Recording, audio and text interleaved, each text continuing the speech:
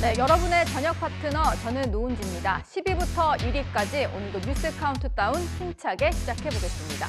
오늘도 한 가지 소식만 살짝 공개하고 갈 텐데요. 국회에서는 지금 이해운 기획예산처 장관 후보자의 인사청문회가 열리고 있습니다. 의혹이 워낙 많았던 만큼 치열한 공방이 벌어지고 있는데 잠시 뒤 자세히 살펴보겠습니다. 오늘도 여러분들의 댓글을 기다립니다. 좋은 댓글 보내주시면 제가 생방송 중에 소개해드리겠습니다. 저는 잠시 뒤에 돌아옵니다.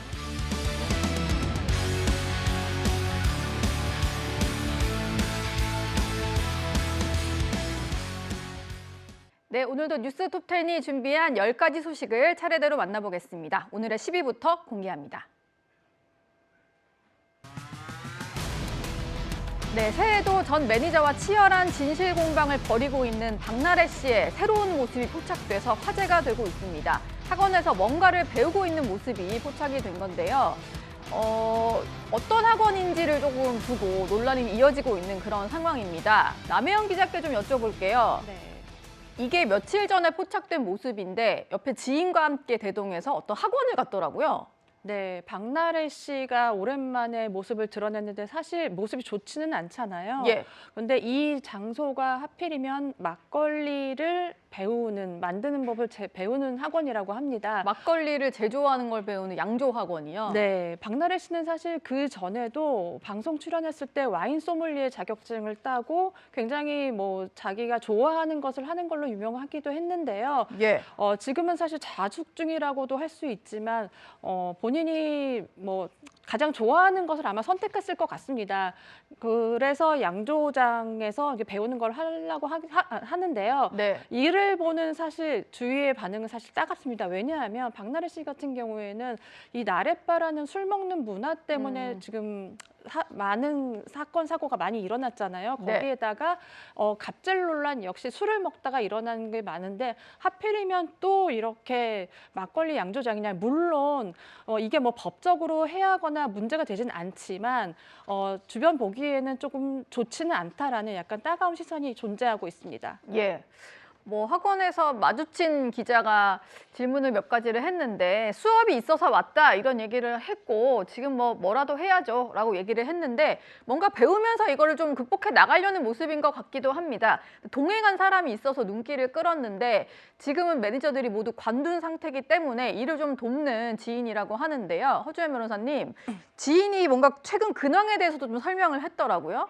그렇습니다. 지금 박나래 씨가 정서적으로 어렵고 많이 힘든 시기여서 어떻게든 이걸 좀 해소하고 뭔가 집중할 수 있는 곳을 찾기 위해서 이렇게 양조 수업을 받고 있다 이렇게 해명을 한 겁니다. 예. 그러면서 공부하는 곳이다라고 얘기를 하고 또 혼자 있는 외로운 상황 속에서도 이걸 이겨내려고 노력을 하고 있는데 그리고 앞으로 조사도 성실하게 받겠다고 하지만 또 이게 기사가 나가면서 혹시 이 학원에 못 다닌 거 아니냐 이렇게 걱정한다는 근황도 전했거든요. 그런데 네. 앞서 기자님께서도 말씀해 주셨지만 집중할 수 있는 여러 가지 방법들이 있을 텐데 본인이 술로 인해서 문제가 됐었고 또 매니저들이 갑질 피해를 폭로했던 순간들도 거의 다 술과 관련된 부분이었거든요. 그러다 보니까 이게 또다시 주류와 관련된 걸 배운다라고 하는 것이 이 대중들이 보기에는 또 팬들이 보기에는 걱정 또는 비판 어린 시선을 거두기가 어려운 것이 사실이죠. 네. 그러다 보니까 박나래 씨가 혹시 주류 사업 같은 거 하려고 하는 거 아니냐 이런 시각도 있는 상황이거든요. 네. 박나래 씨 행보는 지켜봐야 되겠습니다만 정말 고민한 선택이라고 보기에는 그래도 대중들의 어떤 우려를 지울 수 없는 선택이 아닌가 하는 생각 듭니다. 박나래 씨와 또 주사이모 의혹을 뗄래야 뗄 수가 없을 텐데 박 씨 그리고 주사이모를 둘러싼 새로운 의혹도 불거졌습니다. 의사이자 유튜버인 홍성우 씨의 얘기부터 듣고 오시죠. 박나래 씨가 우리 병원 맞은편에 되게 큰 병원 성형외과는 의사 언니가 있다. 외국에서 한 자리 유치하고 하는데 같이 협업을 하고 하면 좋지 않겠나 해서 그렇게 소개를 받았던 거죠. 제가 만났을 때 혹시 의사 면허증 보여주실 수 있나요? 그거 안 물어보잖아요, 당연히. 몇 번 안 받기 때문에 의사가 아니라는 걸 생각할 필요가 없죠, 제가. 다른 직종도 마찬가지지만 의사들이 몇 학번이에요? 어디 학과에 어디 학교예요? 이렇게 꼬치고 잘 안 묻단 말이야. 만약에 의사라고 한 거는 속은 거죠, 제가 저한테. 계속 의사인 걸 했으니까. 그러니까 작년 12월 달이 아마 유튜버 꽈추형으로 유명한 홍성호 씨의 얘기를 듣고 오셨는데 저희 제작진이 직접 통화를 한번 해본 내용입니다. 박나래 씨와는 예능 출연 인연으로 좀 뭔가 알고 지내던 사이였는데 지난해 11월에 주사이모를 소개받았는데 이 홍성호 씨 같은 경우도 의사인 줄 알았다. 본인도 현직 의사였는데 주사이모 현직 의사인 줄 알았다. 이렇게 얘기를 하네요. 네. 저는 이걸 보고 또 한 번 느낀 건 박나래 씨가 정말 많은 사람들한테 이 주사임으로 소개하고 권유했다라고 생각이 됩니다. 예. 물론 박나래 씨 측이나 이 주사이모 역시 나는 떳떳하다, 의사가 맞다라고 얘기는 하고 있지만요. 여러 명으로 봤을 때 굉장히 좀 의심스러운 정황이 좀 많잖아요. 이 꽈추형 이분도 역시 연예인들과의 접점이 굉장히 많아요. 왜냐하면 예능 프로그램 출연을 많이 했기 때문에 더욱이나 같이 방송을 했던 출연자 박나래 씨가 소개를 했었던 만큼 예. 약간 신뢰성을 가지고 만났던 것 같은데요. 네. 지금 증언을 보면 이분 역시 너무나 자연스럽게 그 주사이모라는 분이 나는 의사가 맞고 더 많은 환자 유치를 할 것이고 그리고 투자를 많이 받았다고 얘기를 했기 때문에 굉장히 혹할 수 있는 요소가 많다고 생각됩니다. 그렇지만 다행히 같이 대규모로 이제 사업이 이루어지지 않아서 정말 다행이라고 생각하긴 하는데요. 예. 지금 이런 유명한 사람들한테 계속 소개를 한 것으로 보면 박나래 씨가 지금 여러 명에게 정말 많은 소개를 했던 것으로 보이거든요. 그러면 연예인 리스트가 여기서 또 한 번 의심해 볼 수 있는 대목이라서요. 너무 많이 소개를 해준 것 같아서요. 네, 물론 박나래 씨 성격상, 그러니까 프로그램에서 보면 늘 그렇습니다. 좋은 게 있으면 다 나눠 갖고 소개를 해주는 걸로 우리가 인식을 하고 있기 때문에 더 많은 연예인들의 피해가 있지 않을까라는 생각이 좀 듭니다. 예. 현직 의사까지 속을 정도였다고 하는데 이제 홍성우 전문의 얘기를 들어보면 만났을 때 의사 면허증 보자라고 할 수 없지 않냐 이런 얘기를 좀 하는데요. 실제로 또 국외 해외 진출 같이 좀 해보자 제안도 했다고 하는데 이현종 의원님 네. 이 말 듣고 저도 생각한 게 의사라고 소개받으면 자격증 보자고 하지 않는 이상 그냥 믿을 수밖에 없을 것 같아요. 그러니까 노원쟁크가 저한테 누구 소개를 하면 예. 제가 그 사람 좀 신문 좀 봅시다. 이런 거 할 수 없잖아요. 그렇죠. 우리가 서로 신뢰관계가 있기 때문에 예. 자연스럽게 그 사람의 소개를 믿고 또 대하는 경우가 있거든요. 그 마찬가지로 이제 아마 박나래 씨 같은 경우도 본인이 이제 홍성우 이제 이 의사한테 소개를 해줬으면 예. 그 100% 신뢰를 하는 거거든요. 그리고 네. 또 이게 우리나라 의료업체들이 특히 성형외과나 이런 데 비뇨기과 같은 경우는 해외 진출을 많이 하고 또 해외 손님들을 많이 또 이게 유치를 합니다. 예. 이제 그런 것들을 하게 될 텐데 그러니까 문제는 이제 박나래 씨를 보고 신뢰를 한 거란 말이에요. 근데 알고 봤더니 지금 이런 일이 이제 번진 거 아니겠습니까? 이런 걸 따져보면 박나래 씨가 사실은 이분한테만 소개해 줬을까라는 의문이 많이 들잖아요. 네. 이미 본인 주변에 이 주사이모 이 때문에 지금 방송 출연 못하는 배우 연예인들이 꽤 있지 않습니까? 그렇죠. 그러니까 결국은 이게 어떤 사안들을 볼 때 그냥 좋은 게 좋고 무조건 믿는다 이렇게 하는 것 자체가 특히 전문 분야에 종사하는 것 같은 경우는 예. 자칫하면 자신도 피해를 볼 뿐만 아니라 딴 사람도 피해를 볼 수가 있거든요. 네. 저희 기자들 같은 경우는 항상 이렇던 누가 할 때도 반드시 확인하는 버릇이 있어요. 예. 그런데 요즘은 또 AI 시대가 들어서 그런 것도 다 위조로 할 수가 있는 거거든요. 네. 그렇다면 이게 결국은 한 명의 어떤 이 잘못이 결국은 다른 사람에게까지도 지금 계속 확대되고 있는 그런 국면이 아닌가 싶습니다. 그런 것 같습니다. 박나래 씨 관련해서는요, 또 1인 기획사 여전히 미등록 상태다 이런 논란이 계속되고 있는데 이건 여선홍 부대변인께 좀 여쭤보겠습니다. 지금 일을 돕는 사람이 없다 보니까 마무리가 안 될 수도 있겠습니다만 지금 신경 쓸 여력이 없다 이런 식으로 설명을 좀 하고 있네요. 근데 이것도 계속되면 문제 있는 거잖아요. 그렇습니다. 지금 박나래 측에서는 본인이 지금 이제 연예인 방송 활동을 할 수 있을지 없을지 잘 모르기 때문에 이 법인을 계속 유지해야 되나 말아야 되나 이런 고민이 있고 또 하나는 지금 관련해서 수사도 받고 있고 여러 가지 일들이 많기 때문에 예. 아직 경향이 없어서 못 하고 있다 약간 이런 식으로 답변을 조금 하는 것 같아요. 근데 그럼에도 불구하고 지금 계속 1인 기획사 관련 또 연예인 프리랜서 고소득 탈세 논란 이런 거 있기 때문에 본인이 할지 안 할지 여부와 상관없이 일단은 등록을 하는 게 맞는 것 같습니다. 네. 그리고 특히나 지금 박나래 씨 같은 경우에는 등록을 안 하고 있어서 문제가 되고 있는데 이게 시간이 없거나 경황이 없다고 계속 이야기하는 것은 예를 들어서 이게 실제 문제가 됐을 때 그걸 그냥 고지고대로 믿어줄 그런 행정당국이 없을 것 같다. 이런 말씀을 드리겠습니다. 알겠습니다. 오늘의 11호 오랜만에 근황이 포착된 박나래 씨 한번 만나봤고요. 이번에는 9위로 넘어가겠습니다. 네, 대한민국에서 가장 사랑받는 두 스포츠 스타의 만남이 아닐까 싶습니다. 김연경 선수 측에서 김연아 선수에게 유튜브 출연을 제안하면서 성사된 만남인데요. 어떤 대화를 나눴는지 영상으로 만나보겠습니다. 제가 배구 황제, 뭐 배구 여제, 뭐 여러 가지. 예. 그러니까 안 그래도 오늘 황제님 뭐 다른 분 오신다고 그러더라고요. 나와주세요. 나 말고 다른 황제님. 안녕하세요. 안녕하세요. 안녕하세요. 네, 안녕하세요. 안녕하세요. 전 피겨 스케이팅 국가대표 김연아입니다. 원래 잘 안 나오시잖아요. 유튜브도 그렇고 방송도 저랑은 다르게. 봐봐요. 지금 은퇴 후에는 조금 막 안 하고 있는데 또 선배님께서 네. 이제 콜을 하셔가지고 그러니까 나한테 그거 왔어. DM 왔더라니까. 히히 뭐 이모티콘도 많이 하시고. 언니 안녕하세요. 그냥 뭐 이렇게. 그래도 한 번 좀 이렇게 트고 가는 게 좋을 것 같아서 그래도 제가 동생이고 하니까 먼저 야. 인사를 드려야 좀 더 오늘 그래도 편할 것 같아서 왜 이렇게 꼰대야 90인데 왜 이러는 거야? 운동을 좀 하세요. 운동할 때는 진짜 내가 운동을 은퇴라면 안 안 해야지라는 해야겠다. 생각을 하는데 전 그걸 실천을 하고 있는데 아예 안 해? 아예 안 해? 아예? 이제는 막 건강을 위해서 해야 된다고 생각은 늘 하는데 그럼 유지를 어떻게 하는 건데? 유지를 어떻게 해? 운동은 이제 최소한으로 하고 먹는 걸로 식단, 조절하는 식단. 걸로. 저는 이제 은퇴하고 나서 야식도 먹고 이때까지 못 마셨던 걸 이제 다 마시고 이제 그러고 나서 건강검진 했는데 골지혈증, 그다음 간 수치 높아지고 많이 드셨나? 너무 놀았나 봐요. 요즘에는 그래서 관리를 좀 하고 있고 저는 운동을 되게 꾸준히 하고 있어요. 네, 김연경 선수가 운영하는 유튜브 채널에 출연한 모습이었는데요. 사실 두 사람은 동계 스포츠 스타 또 하계 스포츠 스타로 서로 종목도 다르다 보니까 제대로 만난 적이 없었다고 하는데 허주연 변호사님, 이 두 사람의 만남은 어떻게 성사가 된 건가요? 식빵 언니 유튜브 채널 굉장히 유명하잖아요. 예. 김연경 선수가 자신의 채널에 좀 나와달라 이렇게 요청을 하면서 김연아 선수가 여기 또 흔쾌히 응하면서 이렇게 성사가 된 것으로 보입니다. 네. 김연아 선수가 사실 은퇴하고 나서는 방송 활동을 상당히 자제하고 본인이 이제 홍보하는 이렇게 엠베서더로 있는 명품 브랜드 행사장에서만 우리가 볼 수 있었고 한창 활동을 할 때도 예능 나와서도 저렇게까지 환하게 웃는 모습을 좀 많이 못 본 것 같거든요. 네.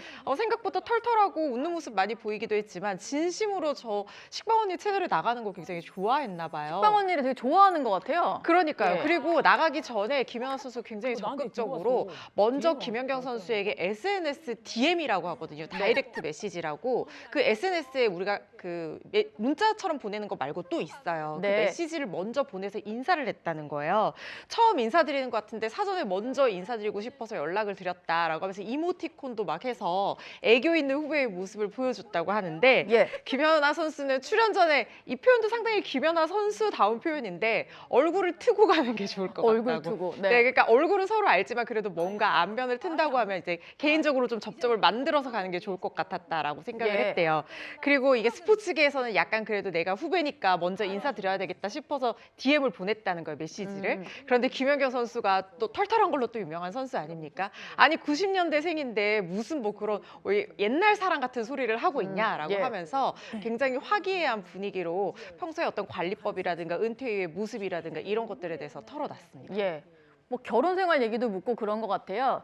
남혜영 기자님이 좀 취재하신 내용이 있다고 하는데 김연아 선수가 뭐 출연할 프로그램이라든지 아니면은 촬영할 광고 이런 것도 굉장히 좀 고심해서 고른다면서요? 네, 저는 사실 이번에 그 김연경 선수가 김연아 선수를 픽했다는 것만으로도 그래서 김연아 선수가 한 걸음에 달려왔다는 것만으로도 굉장히 대단하다고 봤는데요. 예. 왜냐하면 김연아 하면 그 이름 자체가 브랜드이기 때문에 각계각층에서 정말 러브콜이 정말 많습니다. 예를 들어서 선거철이 되면요. 김연아 선수를 약간 영입하려는 게 생각보다 많습니다. 정치권에서? 네, 정치권에서도 굉장히 많고 심지어 시상식이나 굉장히 많은 CF나 어떤 자리에 꼭 좀 특별하게 와달라는 게 굉장히 많거든요. 그래서 예. 저도 과거에 김연아 선수를 섭외를 하려고 물어봤었습니다. 그랬더니 관계자도 약간 한숨을 쉬면서 이렇게 얘기했어요. 너무 여러 곳에서 많이 오기 때문에 본인만의 철칙이 있다. 그리고 누가 뭐 가족이나 정말 친인척이 부탁을 해도 그거를 그대로 수용하지는 않는다는 거예요. 그리고 예를 들어서 CF 같은 경우에는 다 정말 많이 들어오지만 다 하지 않는데요. 단 글로벌 브랜드나 국가 행사나 이런 경우에는 무조건 한다. 왜냐하면 나라를 빛낼 수 있고 나라를 대표해서 뭔가를 할 수 있기 때문에 그건 무조건 한다. 그런데 김연아 선수 보통 어릴 때부터 이렇게 활동한 선수들을 보면은 부모님이 좀 관여를 많이 하십니다. 부모님이 중간에 중간 다리를 많이 놓기도 하고요. 좀 얘기를 많이 하는데 김연아 선수 같은 경우에는 부모님의 얘기도 듣기는 하지만 그래도 본인만의 이 철칙이 있기 때문에 그 기준에 벗어나면 하지 않는다는 거예요. 그래서 지금의 톱 연예인 못지않는 위치를 약간 하고 있지 않나 저는 생각이 듭니다. 예. 어떤 고민을 하는 지점도 국가대표급 같다라는 생각이 드는데요. 뭐 두 사람 모두 마찬가지일 겁니다. 두 선수가 만났다 보니까 여러 가지 얘기 중에서도 아무래도 주목을 받고 있는 것은 선수 시절 당시의 추억일 겁니다. 그 얘기도 듣고 오시죠. 왜냐면 우리가 선수들이 거의 다 본인이 잘했을 때 루틴들이 있잖아. 뭐 나 같은 경우는 뭐 왼쪽부터 양말 신고 왼쪽부터 이제 신발끈 묶고 내가 선수 때는 얘기 안 했거든요. 약해 보일까 봐. 나 강한 이미지인데. 근데 이제 나도 모르게 한 번씩 오른쪽부터 양말 신을 때가 있어. 그러면 벗으셔 다시 벗었다 다시. 벗기는 해. 다시 벗었다가 왼쪽으로 신기는 해. 다시 왼쪽부터 하기는 해. 근데 그런 내 모습을 보면서 나 뭐 하는 건지 싶긴 하지만 그래도 마음은 좀 편해져. 확실히 주변에 뭐 코치분들이나 이제 트레이너 쌤들이 딱 단번에 제 긴장했구나 알 수 있는 게 저희는 이제 스케이트 혓바닥 있잖아요.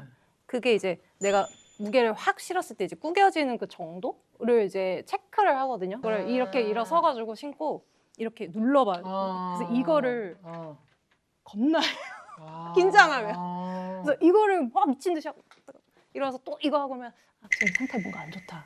약간 그걸로 아시더라고요.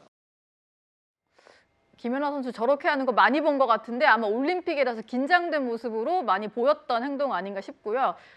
전설적인 선수들도 저런 징크스가 있었네요. 또 한 가지 눈길을 끌었던 게 아마 선수 시절의 최대 라이벌이었던 아사다마오 일본 국가대표 선수와의 인연이었을 겁니다. 늘 비교가 되다 보니까 두 사람이 좀 친해지기는 쉽지 않았다 뭐 이런 얘기를 좀 밝혔는데요. 이현정 위원님. 네. 이 얘기 좀 어떻게 들으셨어요? 너무 집요하게 비교 분석하니까 또래인데도 많이 못 친해졌나 봐요. 그러니까 이제 아사다마오 선수하고 제가 막 잘 모르겠지만 이게 회전 횟수 네, 그건 예. 아사다마오 선수가 더 많이 했잖아요. 네. 근데 이제 항상 경기에 들어가면 김연아 선수가 또 이기는 이런 이제 구도가 되다 보니까 이게 또 한일전이지 않습니까? 그렇죠. 또 한일전이 되다 보고 또 두 사람 간에 정말 치열한 어떤 여러 가지 뭐 기사라든지 뭐 어떤 비교 분석하는 거 뭐 그런 것들이 엄청나게 많다 보니까 아마 예. 그 스트레스는 대단했을 거예요. 그냥 일반적인 선수도 그런데 네. 이게 또 한일 관계가 되다 보니까 국가적 자존심도 걸려 있고 한일전 붙으면 다 큰일이 그럼요. 되잖아요. 그러니까 특히 이제 아사다마오 선수는 일본에서는 정말 자랑하는 선수였고, 근데 늘 이제 마지막 결승전 가서는 또 긴장하고 해서 네. 이 김연아 선수가 이기고 이런 국면이었잖아요. 아마 그것 때문에 김연아 선수가 좀 친해지고 싶었지만 그때 너무 이게 경쟁을 해서 친해지지 못했고 또 매사에 비교가 되지 않습니까? 네. 두 사람도 좀 생김새도 조금 비슷한 그 측면도 있고 해서 아마 그런 것들이 상당히 아쉬웠을 겁니다. 그렇지만 이제는 뭐 두 선수 다 이제 은퇴를 했기 때문에 예. 아마 이제 조금 더 시간이 지나면 편안하게 만날 수 있지 않을까라는 그런 생각 듭니다. 네.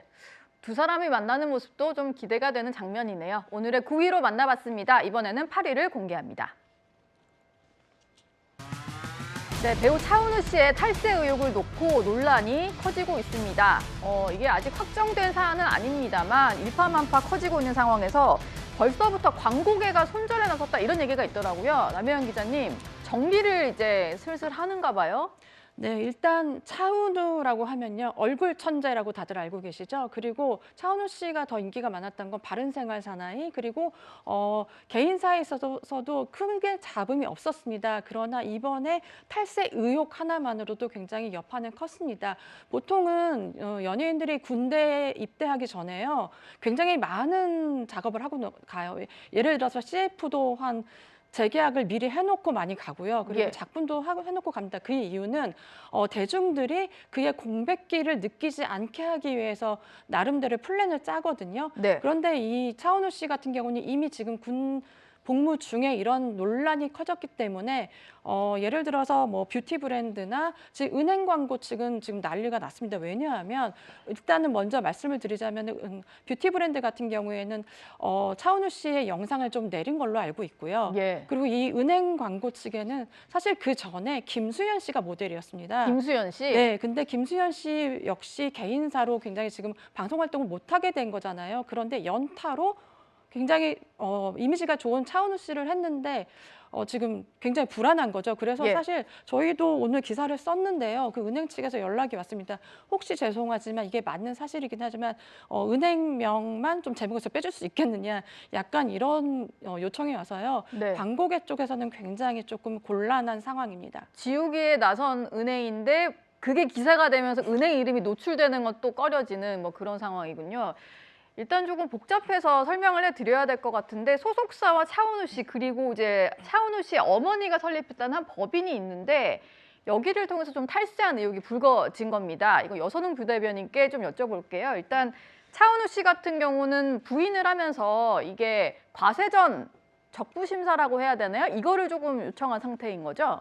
그러니까 지금 사실은 이게 그 일반적으로 우리 연예인들 1인 기획사 만들면서 뭐 탈세 뭐 이런 논란들이 꽤 많았었잖아요. 예. 그 이유 중에 하나가 이제 연예인 같은 경우에는 뭐 기타 소속자, 뭐 개인 사업자 이렇게 분류를 하는데 예. 만약에 그거를 법인으로 돌리면은 사실은 세금이 굉장히 많이 뭐 할인이 됩니다. 깎아줍니다. 네. 절세 효과가 있기 때문에 법인으로 등록을 해서 이제 뭐 연예 기획사, 연예 기획 활동을 하게 되는데 예. 그렇게 했을 때는 사실은 법에서 정한 법에서 정한 그런 뭐 영수증 뭐 그런 것들을 잘 꼬박꼬박 잘 내야 돼요. 근데 차은우 씨 같은 경우에는 사실은 그런 유형이 조금 아니고 예. 이거를 지금 아예 이제 그 모친이 사실상 페이퍼 컴퍼니처럼 만들어서 그냥 용역을 하나 이제 떼준 거예요. 그러니까 일반적인 연예인 기획사들의 탈세 논란과 약간 상당 유형이 굉장히 다르기 때문에 예. 이것은 국세청에서 조사를 한다고 하는데 아마 조사를 끝내고 그냥 아예 경찰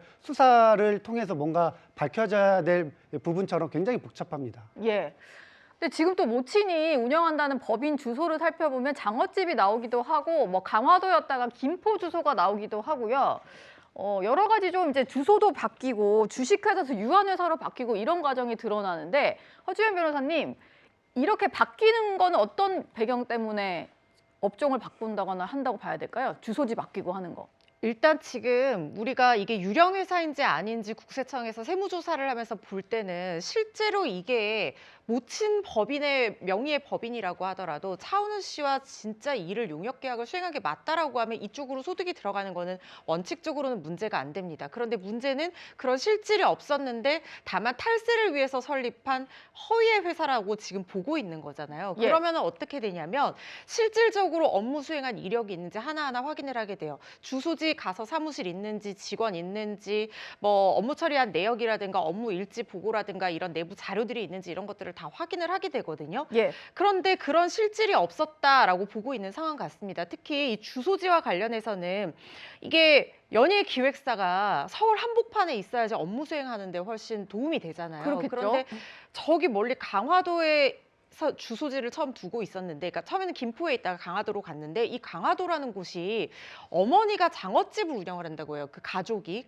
운영하는 식당으로 법인의 주소지가 되어 있었다는 거예요. 그렇다면 사무실에 실질이 없다고 볼 가능성이 상당히 높죠. 예. 거기다가 강화도가 어떤 곳이냐면 특별하게 권역이 분류가 돼서 그러니까 부동산을 취득할 때 이 과세 부담을 줄여주는 지역으로 지금 분류가 되어 있는 곳이거든요. 그러다 보니까 이 법인에서 부동산 임대업이라는 명목을 하나 추가해서 뭔가 부동산을 취득하고 할 때도 유용하게 쓰려고 했던 것이 아니냐 이런 의심을 낳을 수가 있는 부분이죠. 네. 거기다가 지금 유한책임회사라고 하는 것은 어떤 형태냐면 주로 뭐 벤처기업이나 스타트업이나 전문 서비스업 이렇게 이런 회사에서 많이 쓰는 형태인데 경영하는 사람이랑 투자하는 사람이 똑같아요. 그래서 네. 의사결정이 굉장히 신속하게 이루어질 수 있고 그리고 외부로 비밀이 안 새어나갑니다. 왜냐하면 외부 감사라든가 공시의무 이런 데 다 면제를 받거든요. 네. 그래서 빠른 의사결정과 비밀, 영업상의 비밀 유지가 굉장히 중요한 업종에서 많이 선택하는 회사의 형태인데 문제는 뭐냐면은 차은우 씨의 회사가 유한책임회사를 하면서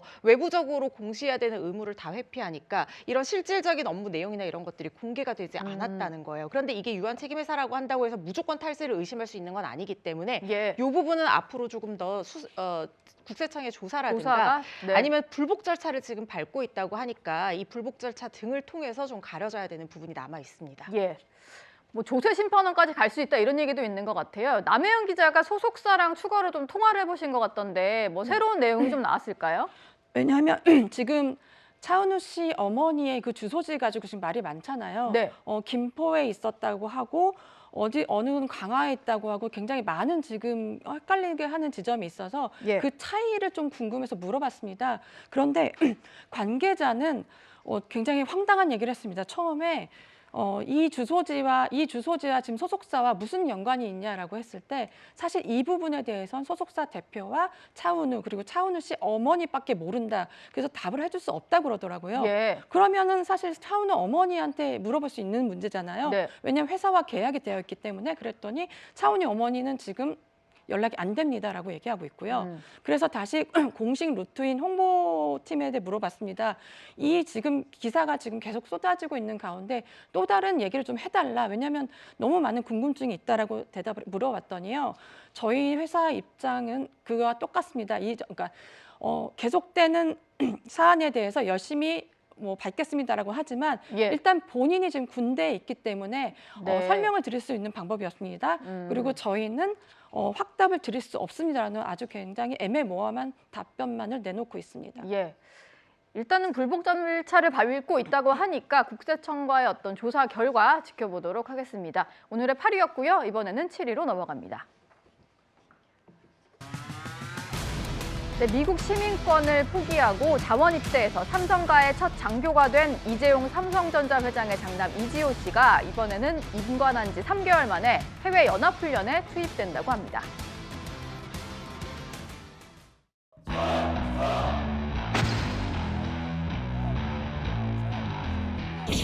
정우생 이지호 공개하지 않겠습니다.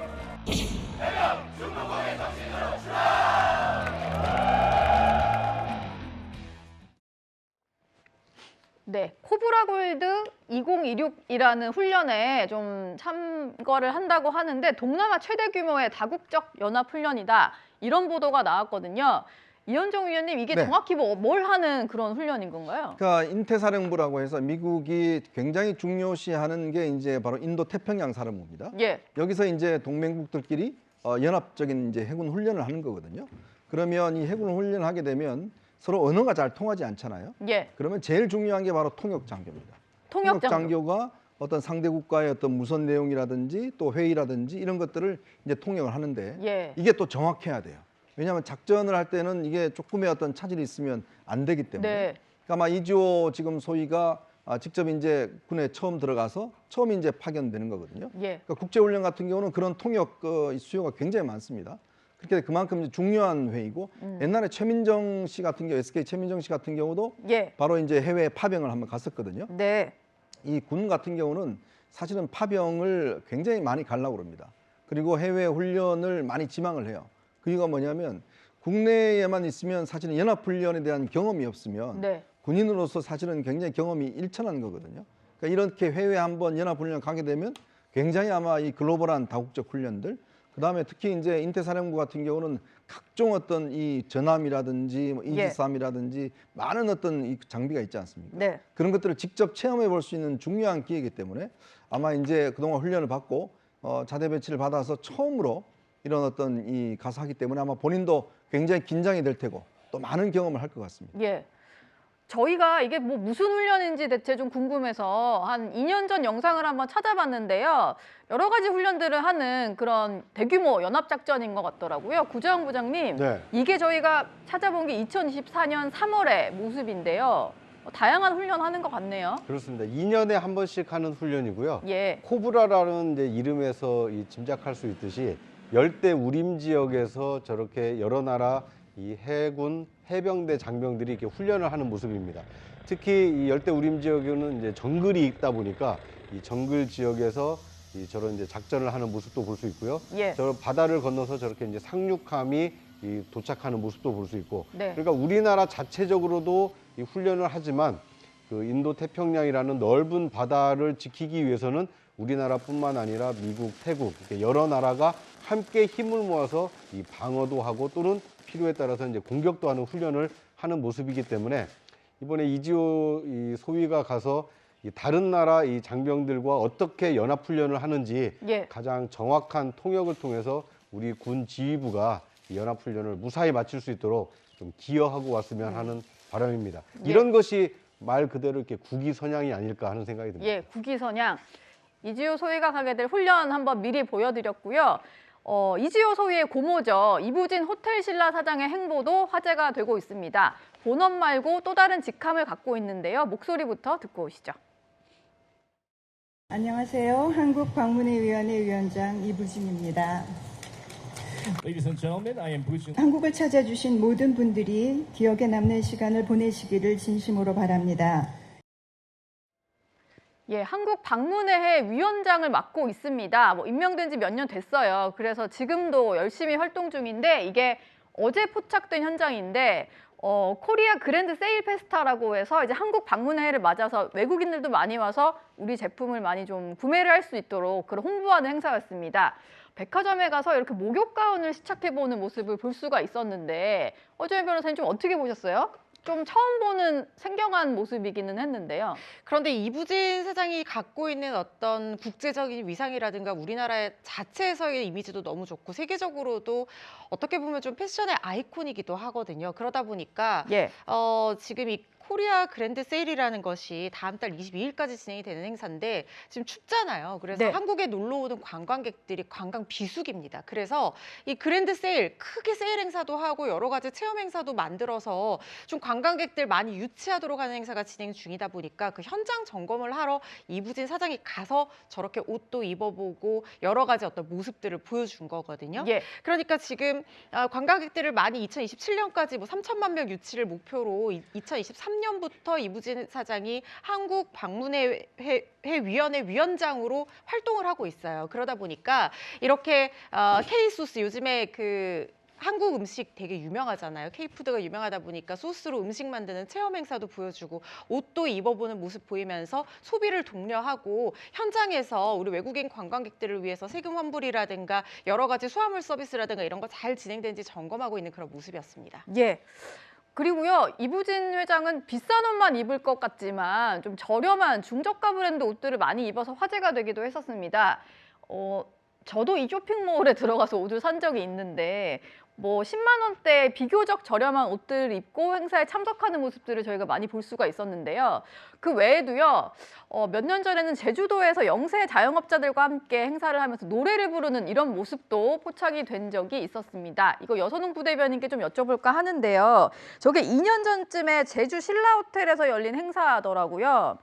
근데 사실 재벌가 딸이고 하면 저렇게 서스럼없이 어울리는 모습을 상상하는 분들이 많지는 않을 텐데 직접 노래까지 불렀어요. 그러니까 그 2024년에 2월 달에 제주 신라 호텔에서 있었던 행사인데요. 그때 이제 맛있는 제주 만들기라는 행사에서 그때 이부진 호텔 신라 사장이 사랑으로라는 이렇게 노래를 불렀다고 합니다. 예. 사실은 지금 앵커께서 말씀하신 것처럼 우리가 이 그 재벌가의 자제분들 이렇게 언론 노출도 사실은 굉장히 뜸하고 네. 공식적인 행사에만 나타나서 가볍게 이제 뭐 인사말 하는 게 이제 전부인데 이부진 사장 같은 경우에는 저렇게 적극적으로 노래도 부를 정도로 이렇게 좀 소탈한 모습을 많이 보여주는 것 같고요. 아까 금방 이제 이부진 사장 같은 경우에는 그러니까 이 대외적인 활동을 요즘에는 꽤 많이 하시는 것 같습니다. 예. 그러니까 이제 본인의 업 중에 본인의 업이 이제 호텔 신라 사장도 있고 면세업을 하고 있기 때문에 외국인 관광객들이 굉장히 이제 많이 와서 하는 게 이제 그 본인 회사의 이제 매출에 도움이 되기 때문에 이런 외부적인 활동도 사실 많이 하고 있는데 이게 최근에 불고 있는 뭐 K 관광, K 뭐 그 컬처 뭐 이런 것들과 결부돼 가지고 뭐 긍정적인 효과를 낳고 있는 것 같습니다. 예. 오늘의 7위로 한번 만나봤습니다. 이번에는 6위를 공개합니다. 네, 오늘 가장 핫한 인물이 아닐까 싶은데요. 우여곡절 끝에 열린 이혜훈 후보자 인사청문회 지금도 진행되고 있습니다. 오늘 청문회 시작부터 눈길을 끄는 장면들이 많았습니다. 후보자님 오늘 청문회 어떻게 임하실까요? 성실히 그리고 국민들께 걱정하고 계시는 부분을 잘 소명하겠습니다. 대통령께서 국민들이 문제의식을 가지는 부분도 있어 보인다 이렇게 말씀하셨는데 모두 다 소명 가능한 상황이라고 보시나요? 네, 충분히 설명드리겠습니다. 인사청문회를 정상적으로 진행하는 것에 대해서 위원장님과 여야 간사님들의 노고에 진심으로 감사드립니다. 그래서 정상적으로 잘 진행하는 3위가 됐으면 좋겠는데요. 앞에 보니까 야 국민의힘 이렇게 써 있어요. 전 그렇게 그 해주시는 거는 좀 떼고서 정상적으로 좀 청문회를 하는 게 필요하지 않은가. 김영진 의원 됐죠? 정인호 의원님 됐죠? 네, 감사합니다. 후보자에게 이거 비망록 한부를 좀 전달하려고 하는데 위원장님 허락해 주시겠습니까?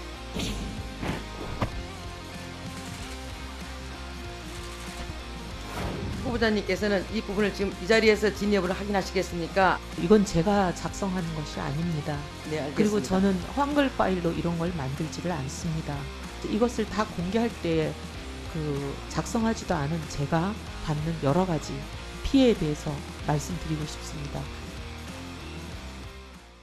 예, 청문회 시작 전부터 갑질 의혹의 아주 핵심적인 멘트가 바로 저 야가 아닐까 싶은데 저걸 피켓을 붙여놨다가 민주당의 항의로 국민의힘 의원들이 떼는 모습을 볼 수가 있었고 천하람 의원과는 비망록에 이제 진위 여부를 놓고 공방을 벌이고 있는데 직접 전달을 하는 모습까지 볼 수 있었습니다. 이현정 위원님 오늘 네. 청문회 이 장면들 좀 어떻게 보셨나요?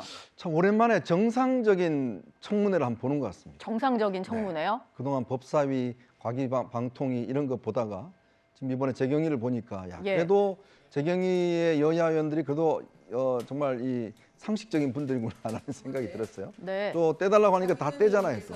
뭐 딴 데 같았으면 아마 안 그랬을 겁니다. 떼니 많이 하다 정회를 네, 하죠, 보통. 정회하고 뭐 싸우고 뭐 서로 욕하고 했을 텐데 그러니까 이게 이제 정상적인 모습이에요. 예. 사실 국민들이 바라는 모습도 저는 그런 모습이 아닌가 생각이 들고 오늘 저 인상적이었던 게 이 이혜원 후보자가 도를 맞고라도 가겠다라는 이야기를 하더라고요. 예. 그러니까 그동안 제기된 의혹들이 너무나 많지 않습니까? 그걸 그냥 맞고 가겠다는 이야기일 텐데 글쎄요. 참 오늘 여러 가지 제기된 저희가 좀 이따 이야기를 하겠지만 많은 의혹들 특히 오늘 같은 경우는 이제 자녀의 입시 비리 문제, 입시와 관련된 문제가 예. 굉장히 집중적으로 거론이 됐습니다. 네. 우리가 트라우마가 있잖아요. 예. 조국 전 조국 대표 사태 때 그때도 보면 입시 문제가 꽤 이제 대한민국을 들었다 놨다 하는 거 아니겠습니까? 네. 놀랍습니다. 오늘 나온 걸 내용을 보면 어쨌거나 오늘 밤까지 이제 진행이 될 것 같은데 아마 많은 국민들이 보시고 이제 마음속으로 결정을 하실 것 같습니다. 그러면 대통령도 이야기했지만 대통령도 이게 좀 자기도 조금 뭔가 좀 갸우뚱하는 게 있다라고 이야기를 했지 않습니까? 예. 그렇다면 오늘 청문회 결과를 보고 사실 이제는 좀 결정을 해야 될 시기가 다가온 게 아닌가 그런 생각이 듭니다. 예. 지금부터는 저희가 청문회에서 나온 얘기대로 좀 많이 들려드릴까 합니다. 왜냐하면 백문이 불여일견이고요. 시청자 여러분들이 다 보진 못하셨을 것 같아서 핵심적인 답변들만 좀 준비를 해봤는데요. 자녀 얘기를 오늘 많이 했었습니다. 특히 이제 장남의 대학 입학 전형을 다자녀 전형에서 사회 기여자 전형으로 번복한 것을 놓고 여러 가지 공방이 벌어졌는데요. 어떤 장면이었는지 직접 들어보시죠. 장남이 연세대학교 경제학과 몇 년도 입학했습니까? 2010년도로 기억하고 있습니다. 2010년도에 연세대학교 입학 전형입니다. 어디에도 다자녀 전형이라는 말이 없습니다. 다자녀라는 표현 자체가 없습니다. 이거 후보자 분명히 거짓으로 답변한 겁니다. 그렇죠? 2011년도에 가서야 연세대학교가 처음으로 다자녀 전형을 신설을 했습니다. 처음에 이제 그 질문을 받았을 때 저희들이 17년 전 일이라 정확하게 기억을 못했습니다. 그리고 아들이 셋이다 보니 그 중에 누구였는지 기억을 못했고 후보자가 기억하지 못한다라고 했는데 저는 우리나라 대한민국의 어머니들이 자기 자식이 수시 전형으로 대학 입학할 때 어떤 전형으로 입학했는지에 대해서 기억하지 못한다는 거 저는 이거 거짓말로 보고 후보자는 입만 열만 거짓말 하시는데 자 보십시오. 장남은 무슨 전형으로 입학했습니까? 그 설명을 드리면 아니 무슨 전형으로 입학했습니까? 그래서 말씀을 드리고 있습니다. 아니, 무슨 의원님. 전형으로 입학했냐니까요? 그래서 지금 말씀드리지 예. 않습니까? 말씀하세요. 예, 그랬는데 그때 당시 이제 장남은 연락이 안 되고 근데 이제 가족이 그때 아니 장남이 어디 갔는데 연락이 안 돼요?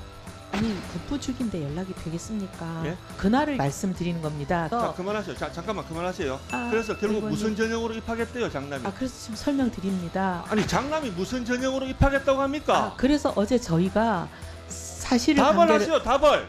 예 말씀드립니다. 무슨 전형으로 입학했어요?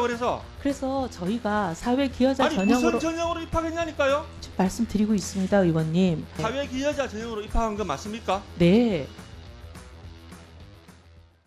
네, 총 7번을 최은석 의원이 물어봐서 사회 기여자 전형이다 이렇게 답변을 했는데 원래는 다자녀 전형이다고 자료를 제출했다가 어제 번복을 한 겁니다. 근데 이유를 물어봤더니 17년 전 일이라서 차남과 혼동이 있었다 이렇게 답을 했는데요. 장현주 부대변인께 좀 여쭤볼게요.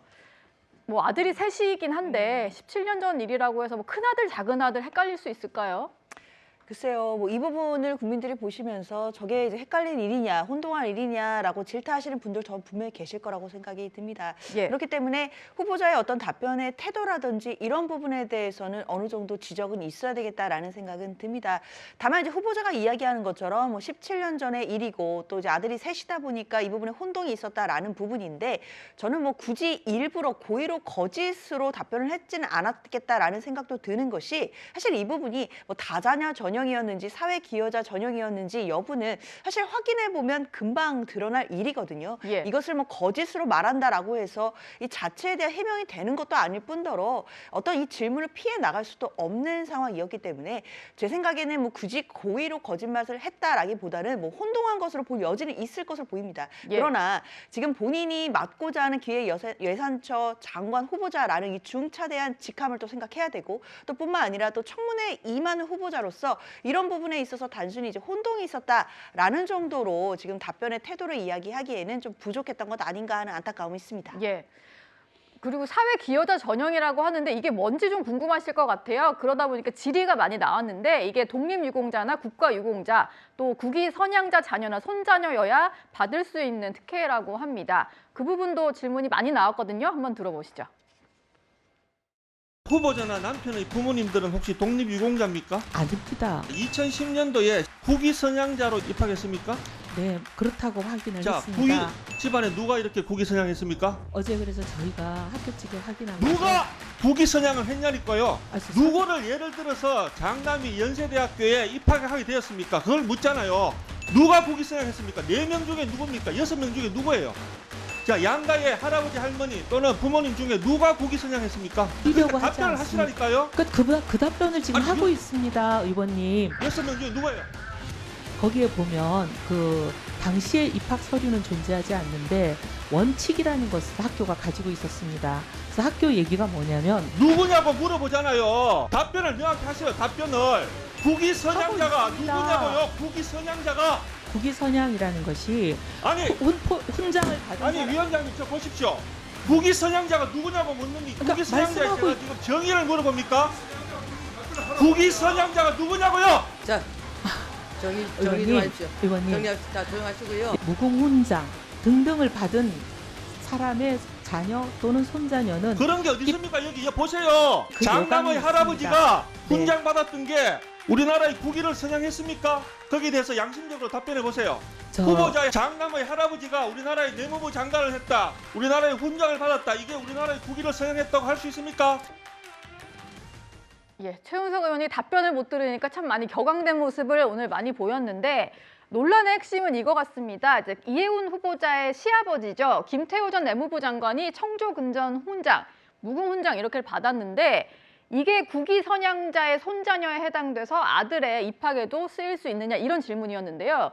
구자영 부장님 이건 어떻게 좀 봐야 될까요? 할아버지 훈장도 이제 해당이 되는 겁니까? 그러니까 이제 해석의 문제가 이제 발생할 수밖에 없는 것이요.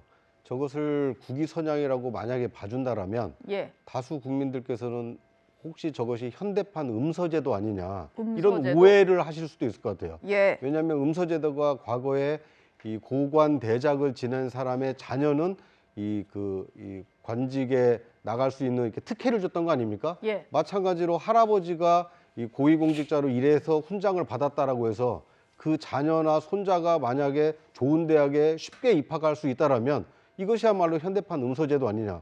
만약에 이해운 후보자가 인사청문회를 통과해서 그 장관에 임명이 되면 그 손자도 지금 사회 기여자로 좋은 대학에 갈 수 있는 겁니까? 이거에 대해서 어떤 국민들이 이해를 하겠습니까? 예. 물론 고위공직자가 나라를 위해서 열심히 일했기 때문에 훈장을 준 것은 그 사람에게는 유효한 겁니다. 네. 그 가문에게도 굉장히 영광스럽겠죠. 그런데 그렇다라고 해서 만약 이 대학 입시에 특혜를 준다라면 너무나 많은 사람들이 특혜 대상이 될 수 있기 때문에 오늘 이해운 후보자의 저 답변이 얼마나 많은 국민들의 공감을 살지는 좀 지켜볼 필요가 있어 보입니다. 예. 근데 이제 문제는 네. 이게 어떤 국위 선양 이것뿐만 아니라 이 장남이 들어갔던 이 연세대 경제학과의 교수가 아버지가 교수로 있어요.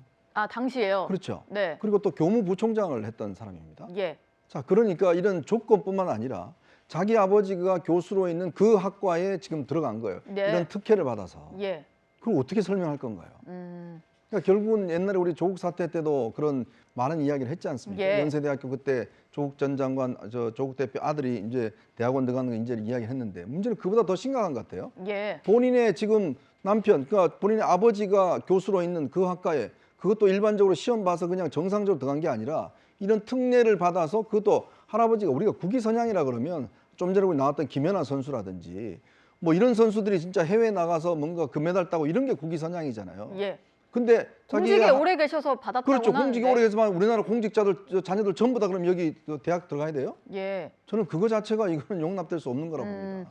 일단 이혜원 후보자는 장남의 어떤 성적에 있어서도 뭐 성적도 우수했다 이렇게 해명은 좀 하고 있는 상황입니다. 그리고요 가장 큰 의혹은 아마 이게 아니었을까 싶은데 장남의 위장 미혼으로 부정 청약에 당첨됐다 이런 의혹에 대해서는요 울컥하는 모습도 보였습니다. 그 현장도 보고 오시죠. 저는 이혜원 후보자가 충분히 여기서 해명을 해야 된다고 봅니다. 2023년 12월에 그리고 그때 계획은 장남 이제 부부로 될 걸로 알고 신혼집을 마련하는 게 저희 계획이었습니다. 그런데 혼례를 올리고 곧바로 좀 문제가 생겼습니다. 두 사람의 관계가 깨어진 상황이라 최악으로 치달았습니다. 그래서 당시 저희는 그 혼례를 유지하기가 어렵다고 생각했습니다. 며느리랑 장남이랑 사이가 안 좋았던 게 아니고요. 거의 세계 최고의 호부 수준입니다. 시아버지, 시어머니가 대박 로또 청약 받을 수 있도록 결혼도 했는데 주민등록도 안 합치고 혼인신고도 기다려주고 완전 효부 아닙니까? 실은 그 시기에 발병을 했습니다. 발병을 해서 지금까지 치료를 받고 있습니다. 그런 사정이 좀 있었습니다. 아까는 관계가 파경이 됐다고 하지 않으셨던가요? 네, 관계가 파경이 되면서 이 모든 게 이제 정신적인 압박과 스트레스 등등으로 굉장히 최악의 상황으로 치달아서 발병도 하고 지금까지 치료를 받고 있습니다. 어쨌든 1년 5개월 후에 같이 주소지를 합치게 되기 전까지 이제 같이 살기 어려울 정도로 파경이 된 상태셨다. 그래서 주소지가 달랐던 거다 말씀을 하셨던 거죠. 네, 결혼한 아들이 왜 같은 주소지에 있었을까? 결혼한 이제 뭐 와이프와 함께 주소지를 두지 않고 결혼한 이후에도 부모와 함께 있었던 것 때문에 위장 미혼이다 이런 의혹이 불거졌던 건데 후보자가 이렇게 설명했습니다. 결혼식을 올리고 이제 신혼집, 전셋집을 구하긴 했는데 관계가 악화돼서 거의 파경 직전까지 갔었다. 그래서 우리와 함께 살았고 그때 스트레스로 발병이 돼서 지금까지 치료를 받고 있다. 이렇게 설명을 했는데요. 여선웅 부대변인 이 해명 어떻게 들으셨나요? 그러니까 장남의 그 혼인관계 뭐 파탄, 파경 이런 거랑 상관없이 사실은 오늘 또 나온 것 중에 저희가 좀 눈여겨봐야 될 게 하나가 있는데요. 예. 그러니까 지금 2023년 12월에 그 장남이 결혼을 합니다. 그런데 그 사이가 안 좋아서 이제 따로 살았다는 거잖아요. 네. 그러니까 7월 30일 날 그 이제 청약을 신청한 날이 7월 30일인데 이 청약 신청한 날 전후로 네. 그 용산의 신혼집에 그 이혜원 가족의 일가가 모두 다 전입 신고를 합니다. 그러니까 이제 사이가 안 좋아서 파경 정도의 이런 그 파탄 정도의 수준의 이제 결혼 생활을 유지하고 있는 상황에서 예. 이 며느리가 살고 있는 집에 이 가족 5명이 모두가 전입 신고를 하거든요. 그렇다고 볼 때 이 혼인 관계가 진짜로 이게 파탄일 거냐, 그러니까 사이가 안 좋았냐, 네. 사이가 안 좋았는데 어떻게 이 5명이 다 한꺼번에 다 그 신혼집에 이사를 갔냐, 뭐 이런 이야기가 있을 수가 있는 거예요. 예. 그런데 지금 이제 그 며느리가 이 시점에 맞춰가지고 예. 가족들이 용산 신혼집에 이사를 올 때 본인은 뭐 다른 집으로 또 전입 신고를 갑니다. 그러니까 한마디로 무슨 얘기냐면은 이 그 부동산 아파트, 그러니까 아파트 청약 그 기점을 기준으로 이 며느리와의 그 소통이 굉장히 잘 되고 있는 겁니다. 한마디로. 그러니까 만약에 예를 들어서 사이가 안 좋아가지고 그 신혼집 아파트에 모든 가족이 갔을 때 동거인으로 이 그 와이프, 며느리가 있으면은 이거는 이제 아마도 부정청약으로 대상으로 돼서 의심될 수 있기 때문에 네. 이 며느리가 그 세대주로서 동거인으로 안 되기 위해서 아예 빠져주거든요. 그러니까 지금 그 이혜훈 후보자가 이야기하는 사이가 되게 안 좋다 이런 걸로는 거짓말의 가능성이 굉장히 농후하다 이렇게 좀 판단할 수밖에 없을 것 같습니다. 해명이 좀 제대로 안 된 것 같다 이런 말씀이신 것 같고요. 오늘 청문회에서도 눈길을 끄는 것은 민주당 의원도 그다지 엄호를 해주는 분위기는 아니었다는 건데요. 아까 이소영 의원 질의하는 표정도 보셨겠습니다만 해명에 대해서 꼬치꼬치 캐묻는 모습도 좀 볼 수가 있었습니다. 그리고 정의령 의원 같은 경우는요. 필요하면 아파트 포기하겠다는 답변을 끝까지 드러내는 모습도 저희가 볼 수 있었는데요. 구자영 부장님, 청문회 분위기 좀 어떻게 우리가 분석을 해야 될까요? 네. 여당도 그렇게까지 엄호해주지는 않네요. 그렇습니다. 오죽했으면 여당 의원이 그 인사권자인 대통령이 임명한 장관 후보자에 대해서 문제가 있다라고 질타를 하고 그것을 어떻게 해결할 것이냐라고 이게 묻는 장면이 나오지 않았습니까? 저는 이혜훈 후보자가 장관으로서 일하고 싶은 의욕은 얼마든지 있을 수 있다고 봅니다만 지금까지 제기된 여러 의혹에 대해서 많은 국민들이 납득하고 있지 못하다라면 예. 설사 장관에 임명이 된다 하더라도 그 장관직을 제대로 수행할 수 있겠습니까? 그 장관의 말 한마디 한마디에 얼마나 많은 신뢰와 힘이 실리겠습니까? 오히려 허울뿐인 장관을 할 것인지 아니면 국민들의 질타를 겸허히 받아들이고 이 자진 사퇴라는 결단을 할 것인지 지금은 이혜훈 장관 후보자의 이 결단의 시간이 온 것이 아닌가 하는 생각이 듭니다. 예. 이혜훈 후보자의 자녀를 둘러싼 의혹을 한번 살펴봤고요. 이번에는 오늘의 5위로 넘어가 보겠습니다. 네, 이 후보자의 가장 큰 논란 중에는 보좌관 갑질 논란이 있었습니다. 청문회에서는요, 이혜훈 장관 후보자의 면전에서 이 폭언 녹취도 틀었습니다. 저의 성숙지 못한 언행으로 인해 상처받은 모든 분들께 진심으로 사과드립니다. 뼈저리게 반성합니다. 본인은 갑질을 척결해야 된다라고 말했습니다. 한번 그 이후에 갑질 한번 틀어보시죠. 음성 좀 틀어주시기 바랍니다. 도대체 몇 번을 더 해야 알아듣니? 너 대한민국 말 못 알아들어? 야! 야! 내가 정말 널 죽였으면 좋겠다. 입이라고 그게 터졌다고 그냥 막 네 맘대로 그러고 떠들어? 나도 꼈어. 핸드폰으로는 검색이 안 되는 게 얼마나 많은지 알아? 그것도 몰랐단 말이야? 너 언론 담당하는 애 맞니? 아니 그걸 지금까지 몰랐단 말이야? 너 모바일 버전이라는 거는 요약본, 축약본이야. PC 버전에. 몰라 그걸? 너 그새 똥오줌을 못 가려? 모르겠어? 아, 말 좀 해라! 이혜훈 후보자의 보좌진들은 저에게 이런 이야기를 했습니다. 악마를 보았다고 합니다.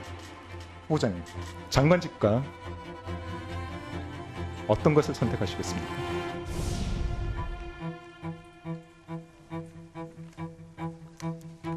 아까도 말씀드렸습니다.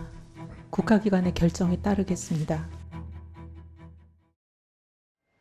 네, 면전에서 저 녹취를 들었는데 뭐 한숨을 쉬거나 물을 마시는 모습을 저희가 볼 수 있었습니다. 이현종 위원님, 네. 자기 목소리를 저렇게 면전에서 들었는데 어땠을까요? 이혜훈 후보자는. 제가 저런 목소리 제가 든다 그러면 저는 아마 정말 멘탈이 무너졌을 것 같아요. 예. 근데 뭐 잘 견디시네요. 특히 이게 뭐 한 번에 이루어진 게 아니라 네. 그동안 보면 쭉 여러 차례 있어 왔고 본인이 또 그런 기도까지 하지 않습니까? 본인의 분노 조절을 좀 할 수 있도록 물론 그 비망록이 아니라고 그러지만 진위 공방이 있습니다만. 네, 어쨌거나 뭐 기도까지 그렇게 할 정도로 했다니까 사실은 이 발언은 이 이혜훈 후보자뿐만 아니라 이 당사자 들은 사람 있잖아요. 네. 그뿐만 아니라 많은 이 들으신 시청자들이 지금도 머릿속에 이 맴도는 거예요. 저도 사실은 이건 너무 많이 들어갔고 이게 좀 트라우마가 있습니다. 이제 영상 좀 안 들었으면 그래요? 좋겠는데. 저희도 좀 그럼 이제 안 네. 들려드릴게요. 그러니까 이게 참 국민들에게 정말 불편하게 힘들게 만드는 거거든요. 네. 국민을, 들을 때마다 좀 놀라긴 합니다. 그러니까 저희도. 예를 들어서 정부나 이 일하시는 분들이 정치를 하시는 분들이 국민들을 좀 편하게 만들어줘야 되잖아요. 예. 근데 보면 계속 저분을 보면 저런 어떤 게 자꾸 연상이 되고 자꾸 뭐 이 귀에 들리고 국민들이 너무나 불편한 거예요. 예. 근데 저분이 이제 앞으로 정말 국민들이 1년 동안 살아가야 될 이 예산을 다 짜는 분이라고 생각을 하면 네. 우리 국민들이 과연 그거에 대해서 흔쾌히 받아들일까요? 그리고 오늘 이 들리는 발언과 오늘 본인이 나와서 하는 네 이 발언하고 예. 너무 또 차이가 많이 나지 않습니까? 근데 과연 앞으로 저런 게 과연 고쳐질까? 네. 기획예산처 아마 직원들이 굉장히 긴장을 많이 할 겁니다. 사실 뭐 국회의원들 앞에서 국민들이 보는 앞에서는 아주 낮은 목소리로 네네 하지만 그러나 또 상황이 바뀌면 저게 또 어떻게 될지 예. 모르는데 어떤 한 번 실수 정도면 국민들도 눈 감아 드릴 겁니다. 근데 저게 꾸준히 이어왔고 많은 상처받는 분들이 있다 그러면 과연 지금 장관자를 위해서 저거를 용서해 줄까라는 게 제가 가지는 의문입니다. 예. 사실 뭐 보좌진 갑질 논란으로 사퇴했던 게 여성가족부 장관 후보자였던 강선우 의원의 사례가 있었는데요. 오늘 두 사람을 비교하는 질문도 있었습니다. 이해훈 후보자하고 강선우 의원하고 어느 분이 보좌진 갑질이 더 심했다고 생각합니까? 제 불찰에 대해서는 더 이상 여기서 변명의 여지 없이 사과합니다. 제가 봤을 때 이해훈 후보자 보좌진 갑질이 더 심각하거든요. 강선우 후보자는 사퇴했는데 이해훈 후보자는 왜 아직까지 사퇴 안 하고 계십니까? 그 갑질이라고 말씀하신 여러 언론 보도 중에 사실인 것도 있고 사실이 아닌 것도 있습니다. 제가 상처를 준 많은 우리 직원들에게 제가 진심으로 사과하고 계속 사과하겠습니다. 그런데 지금 국민의힘에 소속되어 있는 옛날 제 전직 보좌진들에게 뭘 얼마나 압박을 하는지 저도 다 듣고 있습니다. 장관이라고 해주셨습니까? 지금 이 보좌진분들이 그런 의심수를 했다고 얘기를 하시는 겁니까? 의원님, 그중에 사실이 아닌 것들도 많습니다. 압박을 하다뇨. 취소하세요. 아니, 그 부분은 의원님께 오해를 하게 했다면 죄송합니다. 압박이란 표현은 안 하겠습니다. 네, 상처받은 분들에게 사과하겠다 이런 말을 하긴 했는데 박대출 의원의 질의응답 과정에서 이런 답을 또 했습니다. 국민의힘이 지금 현재 국민의힘에 소속돼 있는 제 전직 보좌관들에게 얼마나 압박을 하는지 들었다라고 했더니 뭔가 압박을 받아서 허위 진술을 한다는 얘기냐 이렇게 발끈하는 모습을 볼 수가 있었는데요. 장현지 부대변인님, 이 답변은 좀 어떻게 보셨나요? 좀 괜한 말을 덧붙이지 않았나라는 생각은 듭니다. 지금 갑질 의혹과 관련된 부분에 있어서는 후보자가 뭐 오늘도 몸을 낮추고 또 사과하는 모습을 보이기는 했지만 그러면서도 또 사실이 아닌 부분이 있다라는 말도 또 덧붙이긴 합니다. 물론 후보자 입장에서는 뭐 사실이 아닌 부분이라고 본인이 생각할 수 있고 또 억울한 측면이 있을 수도 있겠다라는 생각은 듭니다. 그러나 오늘 저 자리는 결국 청문회이면서 또 국민들이 지켜보시는 자리이기 때문에 실제로는 국민 검증이 일어나는 그런 상황이거든요. 그 자리라면 사실상 본인의 어떤 그 갑질 의혹에 대해서만큼은 더더욱 자세를 낮추고 또 사죄하는 그런 모습들을 보여드려야 되는 것이지 거기에서 본인이 물론 다소간의 억울한 부분이 있다라고 한들 이런 이야기를 덧붙이는 부분들은 어쩌면 지금 사과를 하고 낮은 자세를 보여주는 데 있어서 조금은 좀 메시지가 혼선이 있을 수 있겠다라는 생각이 듭니다. 그렇기 때문에 지금은 사실상 이 갑질 의혹에 대해서만큼은 또 국민들께 또 사과하고 그리고 당사자들 또 피해를 본 당사자들에게 계속해서 사과하겠다라는 메시지가 더 낮은 자세로 나가야 되는 것 아닌가라는 생각 듭니다. 예. 이해훈 후보자의 청문회 오늘도 계속 진행되고 있는데 어떻게 결론이 날지 지켜보도록 하겠습니다. 오늘의 5위였고요. 이번에는 4위로 넘어갑니다. 네, 더불어민주당 정청래 대표가 조국혁신당과의 합당 제안을 전격 발표한 이후에 민주당 지도부가 정면 충돌하면서 내분이 커지는 모습입니다. 친명계 최고위원들은 오늘 최고위에도 불참했습니다. 합당 문제에 대해서 한 말씀 드리겠습니다. 어제 저의 합당 제안으로 놀라고 당황하신 분들이 많았나 봅니다. 여러 가지 불가피성과 또 물리적 한계 등으로 사전에 충분히 공유해드리지 못한 부분에 대해서는 송구스럽습니다. 그러나 꼭 가야 할 길이라고 저는 생각합니다. 언젠가 누군가는 테이프를 끊어야 하는 일입니다. 제대로 된 통합을 위해서라도 정청래식 독단은 이제 끝나야 합니다. 당대표 마음대로 당의 운명을 결정해놓고 당원들에겐 OX만 선택하라는 것이 정청래식 당원주권 정당의 모습입니까? 이는 당대표의 명백한 월권이며 직권 남용입니다. 이런 식의 독선적 당 운영에 대한 재발 방지 대책을 요구합니다. 합당 제안을 언제 누구랑 어디까지 어떻게 논의하였는지 이제 당원들에게 즉시 진상을 공개하십시오. 예, 오전 10시에 현장에서 최고위가 있었는데요. 이 3명의 최고위원들은 불참을 하고 1시 20분에 국회에서 기자회견 열었습니다.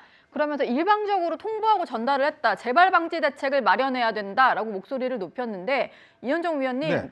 절반으로 좀 쪼개진 모습인데요. 민주당 최고위가요? 그러니까요. 어제도 이런 어떤 반발의 목소리가 있었는데 오늘 같은 경우는 아예 최고위원을 불참을 하고 또 저렇게 기자회견까지 한 걸 보면 예. 지금 여당의 최고위원들이 저런 행동을 한다는 게 잘 믿기지가 않습니다. 특히 지금 친명계는 사실 당의 주류잖아요. 네. 대통령이 어떤 중심으로 지지하는 분들의 모임인데 근데 지금 이 모습은 친명계가 좀 소수처럼 보이고 주류는 오히려 정청래 대표를 중심으로 한 당권파가 주류처럼 보이고 예. 보통 1년 집권한 지 1년 안에 이런 모습을 저는 거의 본 적이 없어요. 보통 지금 대통령의 어떤 강력한 어떤 장악력 이런 것이 있으면 당 대표도 마찬가지로 그런 식으로 해서 또 이렇게 잘 드러나진 않습니다. 당내에서 미리미리 이런 것들을 좀 하는데 문제는 예. 정청래 대표가 좀 마음이 급하신 것 같아요. 네. 그러니까 지금 오는 8월 달에 있을 전당대회를 겨냥해서 뭔가 자신의 주도로 성과를 일단 내야지만이 뭐 될 수 있기 때문에 네. 이 합당과도 마찬가지입니다. 지금 압도적인 여당을 만들어서 이번 지방선거 때 승리를 일궈내면 그 승리는 온전히 사실은 정청래 대표의 승리로 가져오잖아요. 그러면 본인이 주장하는 1인 1표제라든지 그다음에 이 다음 어떤 8월 달에 있을 전당대회나 이런 것들을 사실 압도적으로 이길 수 있는 그런 측면이 있지 않겠습니까? 예. 지금 뭐 김민석 총리가 아마 다음 8월 달 전당대회에 나온다는 이야기도 있고 하니까 예. 뭔가 당의 승기를 본인이 잡아나가겠다라는 의지가 너무나 강하고 지금 저렇게 이현조 의원이나 지금 친명계 의원들이 최고위원들이 저렇게 반발하지만 글쎄요. 제가 볼 때는 아마 지금 이미 전체 흐름 자체는 정청래 대표의 합당이 잡아가고 있는 게 아닌가. 당내에서 반발은 하지만 네. 특히 대통령 청와대까지도 이제 여기에 동의했다라고 이야기를 하니까 네. 저런 목소리가 그렇게 크게 들리지는 않는 것 같습니다. 뭐 이 얘기 계속 나누긴 할 텐데 지금 속보가 들어온 것 같아서 이 얘기를 좀 짚어보고 계속해서 민주당 얘기로 넘어가 보겠습니다. 경찰이 지금 국회 사무처를 압수수색하고 있다고 하는데 최민희 의원의 딸 축의금과 관련된 수사라고 하고요.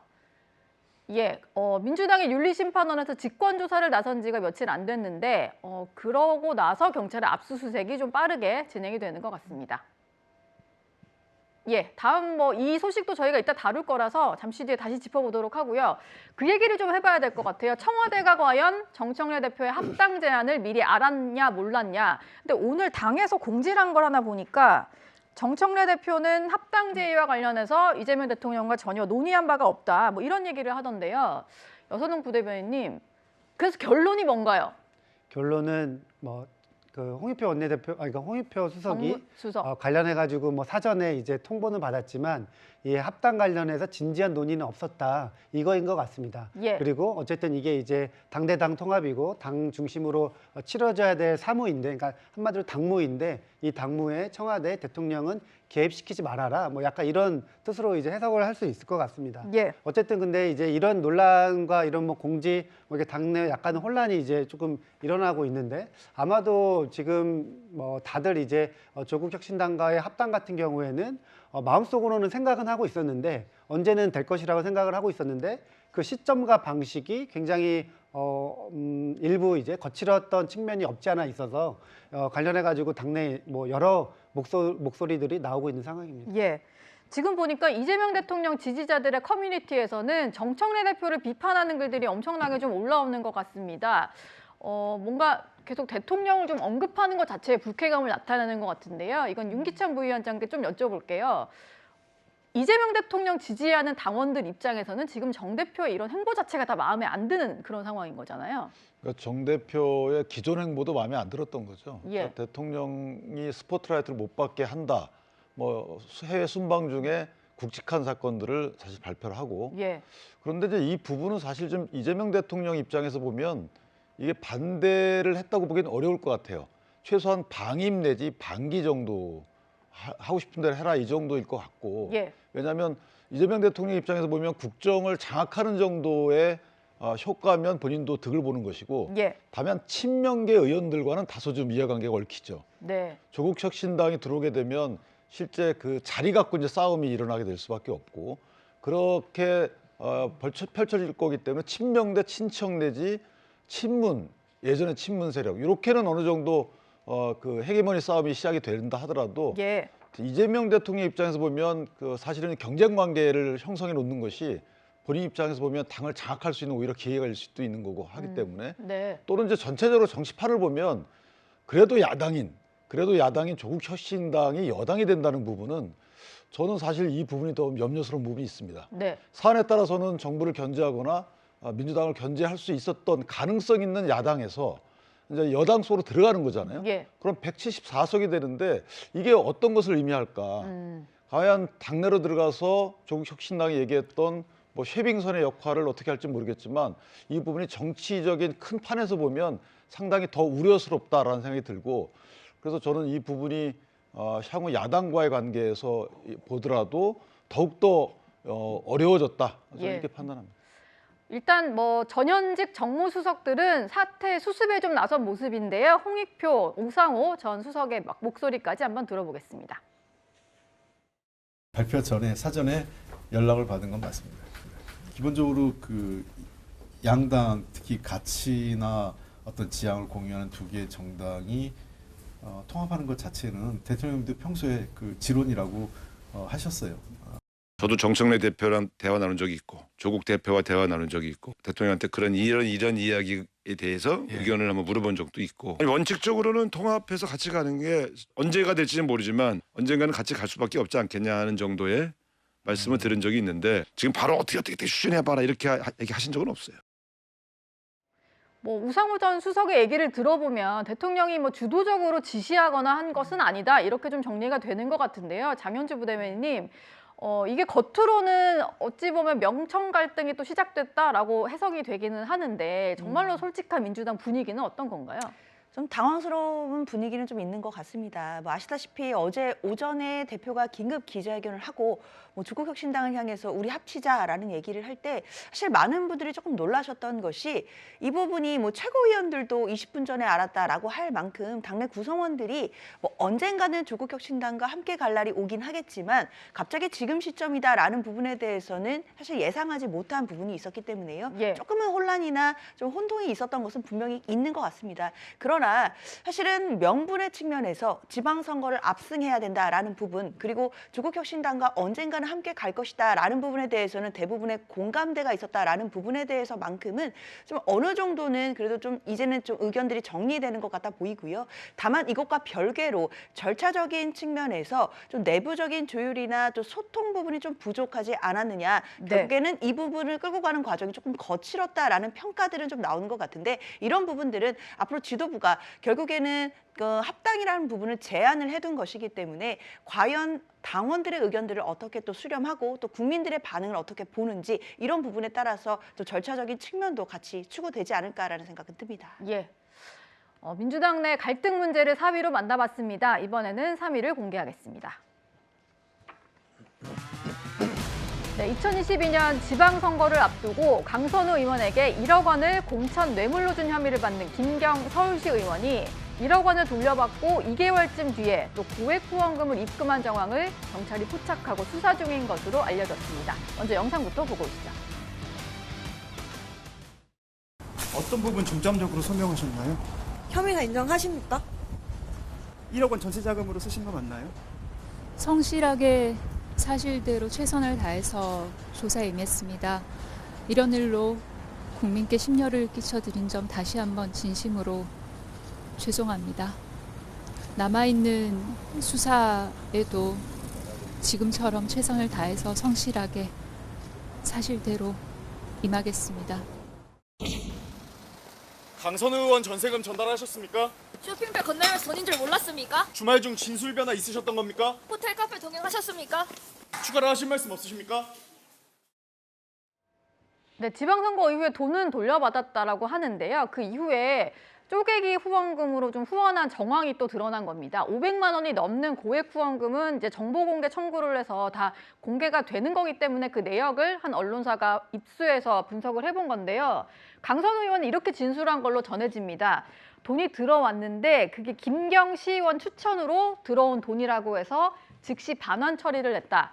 윤기찬 부위원장께 좀 여쭤볼게요. 이게 새롭게 어떤 돈을 후원한 의혹이 드러난 건데 이건 좀 어떤 식으로 흘러갈 거라고 저희가 봐야 될까요? 왜 또 돌려받고 또 쪼개기 후원을 했는지도 좀 궁금하고요. 그러니까 이제 두 가지 관점이 있는데 만약에 그 강선우 의원의 그 돈을 돌려줬다 이 말이 맞다면 예. 그러면 이제 본인이 김경시 의원이 원하지 않는데 돌려줬다고 보게 되면 그러니까 1억 원 얘기예요. 예. 그러면 그걸 다시 다시 주는 형식으로 저렇게 8,200만 원에 쪼개기 후원을 했다 이렇게 볼 여지도 하나 있는 거고요. 또 하나는 이제 강서구청장 보궐선거가 만약에 저 당시에 그 사유가 확정이 됐는지 모르겠지만 예. 또 다른 어떤 부탁을 염두에 두고 저렇게 쪼개기 후원을 했다고 보면 저 부분은 또 다른 하나 그 사건과 연결되는 거죠. 예컨대 쪼개기 후원 저렇게 하는 것은 정치자금법 위반입니다. 예. 그래서 정치자금법 위반이 또 다른 범죄 행위가 나온 것이 돼서 강선우 의원의 주장대로 내가 돌려줬는데 김경시 의원이 이거 돌려받을 필요가 없는데 왜 돌려줬나 하고 다시금 주는 형태의 후원금이라 그러면 전자하고 연결되는 부분이고 예. 만약에 그게 아니고 또 다른 부탁을 위해서 또 다른 공천 부탁을 위해서 한 것이란 별도의 범죄가 되는 거라서 저는 개인적으로 어쨌든 김경시 의원이 또 다른 여러 가지 그 녹취 파일 등이 나오고 있다 이런 언론 보도 있는 걸로 볼 때 저 네. 사건은 커지는 거거든요. 그렇다면 경찰이 좀 수사 범위를 넓혀서 지금 마치 고발 사건 하듯이 하는 것처럼 보여서 제 눈에는 네. 그래서 조금 더 속도감 있게 2018년도부터 비례의원을 했으니까요. 18년도, 22년도 예. 그 전반적인 부분을 한번 살펴볼 필요는 있지 않을까 개인적으로 그렇게 평가합니다. 예. 뭐 이게 확정된 사실이다기보다는 이제 보도가 그렇게 나왔고 진술이 나온 상황이라서 아마 수사에서 좀 밝혀져야 되지 않을까 이런 생각이 들고요. 또 강선우 의원의 경찰 진술 중에 새롭게 또 나온 내용이 있는데 최근에 좀 의혹이 1억 원을 받은 돈을 전세 자금으로 쓴 게 아니냐라고 했는데 전세금으로는 쓰지 않았다 이렇게 좀 진술을 한 걸로 전해집니다. 이현종 위원님 네. 그러면서 얘기를 한 게요. 김경시 의원으로부터 받았던 돈은 본인이 인지조차 못했던 상황이고 부의금으로 들어왔던 돈으로 전세금 냈다 이렇게 말을 하는 것 같아요. 그래서 그게 뭐 별 신뢰가 많이 안 갑니다. 그러니까 돈이 뭐 이 백을 그냥 방에 봉헌해뒀다는 거 아니겠어요? 돈인지도 모르고. 글쎄요, 돈인지도 예. 모르고 뭘 받아왔는데 아무것도 펼쳐보지도 않고 그냥 이 방에다 처박아 놨다는 거 아니에요? 예. 그 자체가 신뢰가 어렵고 그리고 문제는 뭐냐면 저 이 공천 파동이 있은 다음에 그러면 보통 저 정도 사이가 되면 사이가 멀어져야 되잖아요. 그렇죠. 그죠? 보통 저 정도 되면은 서로 뭐 그냥 원수지간 되고 그냥 안 봐야 되는데 문제는 김경시 의원이 공천을 받았어요. 받았죠. 그 이후에도 사실은 강선우 의원이 외형적으로 보면 굉장히 친밀하게 활동을 많이 했어요. 네. 선거 유세 같은 거 등등이라든지. 예. 그러면 도대체 이게 뭐냐는 거예요. 자, 그렇게 크게 지금 1억 원 문제 때문에 난리를 치고 네. 자, 본인이 정말 이 1억 원 받은 게 만약에 밝혀지면 정치 생명이 끝난다는 게 뻔히 알고 사법 처리받는 게 뻔히 아는데 그 이후에도 이렇게 지금 따로 또 지금 이 후원금을 보냈지 않습니까? 예. 후원금을 보내고 그다음에 또 둘이 사람이 같이 손잡고 다니고 김경시 의원이 사실은 이 서울시 의회에 원내대표가 되도록 그렇게 다른 의원들한테 전화해서 부탁까지 했다는 거 아니에요? 그래요. 그리고요, 이 지금 서울시 의회가 다수 100명이 넘는 시의원이 국민의힘입니다. 네. 그리고 민주당이 몇 명 안 돼요. 그래서 상임위원장을 배분을 하는데 대부분 상임위원장은 국민의힘이 다 가져가 있어요. 예. 딱 하나 문화예술이 그걸 김경시 의원이 하고 있어요. 그러면 이분이 그 많은 시의원들 중에서 왜 하필 이분이 문화예술위원장을 해요? 예. 그러면 지난번 보도에 보면 강선우 의원이 의원들한테 전화해서 원내대표 되도록 해달라고 뭐 이렇게 부탁도 했다는 거 아니겠습니까?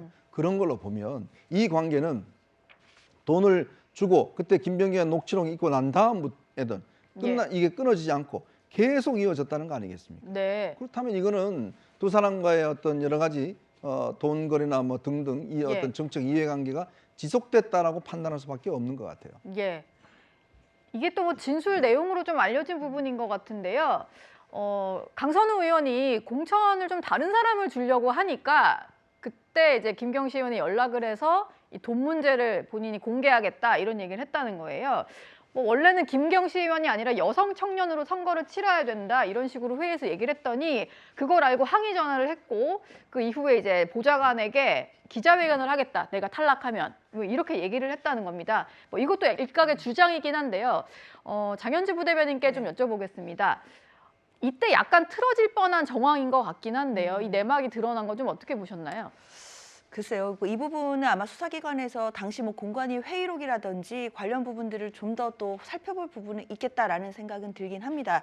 다만 지금 알려지는 내용들에 의하면 강선우 의원이 처음에는 김경시 의원에 대해서 힘을 실어주지 않았던 것으로 보이는데 나중에 항의 전화를 받고 자신이 돈을 받았다라는 사실을 그때서야 인식했다라는 취지거든요. 결국 이제 보좌관을 통해서 기자회견을 할 수도 있고 그때 선물로 받은 게 돈이었다라는 얘기를 듣고 그게 이제 4월이었다라는 이야기인데 그러니까 한 몇 개월 동안은 사실 쇼핑백에 들어있는 것이 돈인지도 몰랐는데 이제 그제서야 알게 됐다라는 취지입니다. 그런데 저는 가장 의문이 드는 것은 일단 그 강선우 의원의 이야기처럼 만약에 처음에는 공천을 반대했었다라고 하더라도 결국에는 최종적으로 단수 공천이 되는 결과가 있었거든요.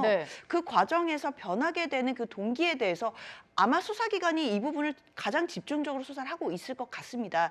그 과정에서 정말 기자회견을 한다고 했던 것이 맞는지 강선우 의원이 처음에는 공천에 대해서 반대한 의견을 낸 것이 맞는지 이런 부분 그리고 왜 최종적으로는 단수 공천이 되게 된 것인지 그 과정에 이 금품이 역할을 한 것은 아닌지 아마 수사기관은 이 부분을 가장 중점적으로 볼 것이고요.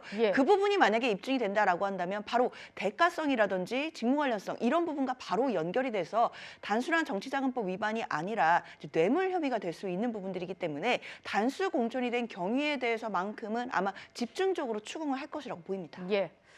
그렇겠죠. 만약에 처음에는 반대를 했었다면은 마음이 바뀌게 된 그 배경이 아마 수사의 핵심이 아닐까 싶습니다.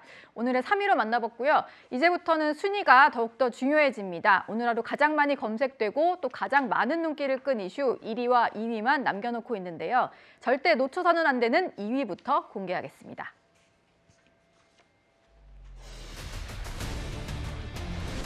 네, 김병기 의원의 배우자 수사무마 의혹과 관련해서 경찰이 당시 수사를 담당했던 서울 동작경찰서를 압수수색하고 있습니다.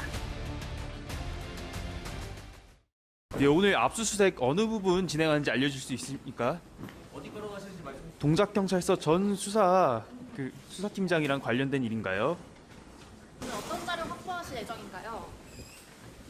상자를 하나 가져오셨는데 가져갈 자료가 많지 않으신 겁니까? 저도 저게 궁금하던데 보통 상자 많이 들고 가는데요. 압수수색하는데 상자가 하나 있으니까 기자가 질문을 하네요. 이현정 의원님, 확보할 물증이 꽤 많을 것도 같은데 왜 하나만 가져갔을까요? 그러니까 참 압수수색을 원래 하는 데서 압수수색을 당하는 저런 모습도 생경하고. 그러니까 경찰서가 압수수색 당하는 이례적인 장면. 왜냐하면 저기 있는 분들이 압수수색을 하는 분들이에요. 근데 지금 압수수색을 당하고 있잖아요. 이제 그런 것도 있고 사실 이제 이게 동작경찰서가 당시에 서장과 또 팀장 등등이 이제 김병기 의원에게 여러 가지 어떤 특혜를 적용했고 또 미리 또 이 진술을 어떻게 하는지 이것도 가르쳐줬다 그러고 이런 거 있지 않겠습니까? 그러면 당시에 탄원서가 들어왔는데 이 탄원서를 왜 상부에도 보고하지도 않고 왜 수사를 하지도 않고 그냥 암장했느냐 이 부분에 대한 이제 의혹이 핵심이거든요. 그래서 아마 오늘 압수수색할 때는 그때 당시에 들어왔던 탄원서가 보관돼 있는지 그럼 이거를 누가 처리를 했는 것인지 그리고 어느 선까지 보고가 됐는지 이런 부분이 아마 집중적으로 보고가 될 겁니다. 그리고 왜 이 결정 자체를 그냥 묻어뒀는지 이런 부분을 아마 찾기 위해서 오늘 압수수색을 한 것 같은데 이게 원래 지난번에 이 일괄적으로 압수수색할 때 했어야 되는 지점이거든요. 그때 빠져가지고 또 논란이었죠. 그렇죠. 그때 우리가 탑10에서도 이제 왜 그럼 동작경찰서는 압수수색 안 하느냐라고 문제 제기를 하니까 이제 그 일주일 뒤에 지금 하는 거 아니겠습니까? 글쎄요. 참 이게 과연 형식적인 것일지 얼마나 그냥 하나 딱 들고 가는 거 보면 박스도 이게 사실은 거의 형식적인 압수수색이 아닌가라는 생각이 많이 듭니다. 그 당시 수사팀이 또 동작서에 다 남아있는 건 아닐 텐데라는 생각도 좀 들고요. 이게 사실 의혹이 처음 불거진 게 2022년입니다. 그때 이제 법인카드 사적 유용 의혹이 불거졌고 2024년 4월에서 8월까지 4사를 진행하긴 했는데 무혐의로 사건이 종결된 상태예요. 그래서 이제서 압수수색하는 게 어떤 증거를 찾을 수 있겠느냐 이런 논란이 있는 것도 사실입니다. 어제는요, 처음 피의자 신분으로 김병기 의원의 배우자가 출석을 했었는데요. 귀갓길에도 취재진의 질문에 아무런 답변을 하지 않았습니다. 오늘 조사에서 어떤 내용 진술하셨나요? 공천 헌금 받으신 거 인정하시나요? 김병기 의원도 이 사실 알고 있습니까? 동작구 의원 2명 말고도 더 받으신 거 있으세요? 동작구 의회 법인카드 사용한 거 인정하십니까?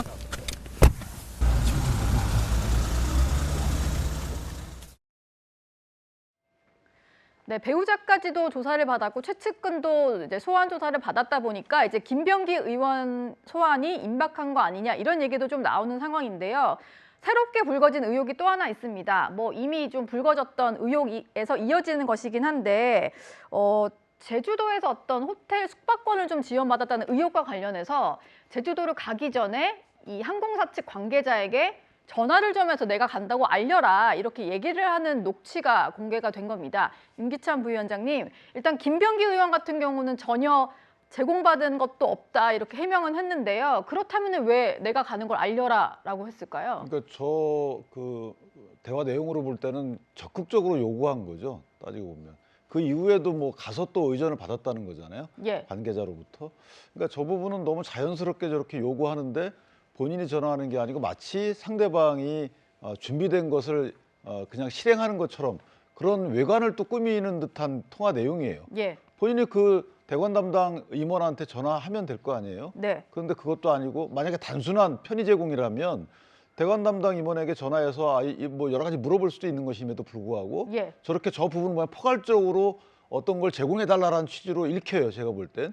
그럼 그걸 기대하고 얘기했을 테고 거기에 응해서 뭔가를 줬다 그러면 해당 그 기업과 김병기 의원이 소속된 상임위가 직무상 관련이 있다 그러면 저건 뇌물이라고 볼 여지가 있죠. 만약에 뇌물이 안 된다 하더라도 기본적으로 청탁금지법 위반은 되는 거거든요.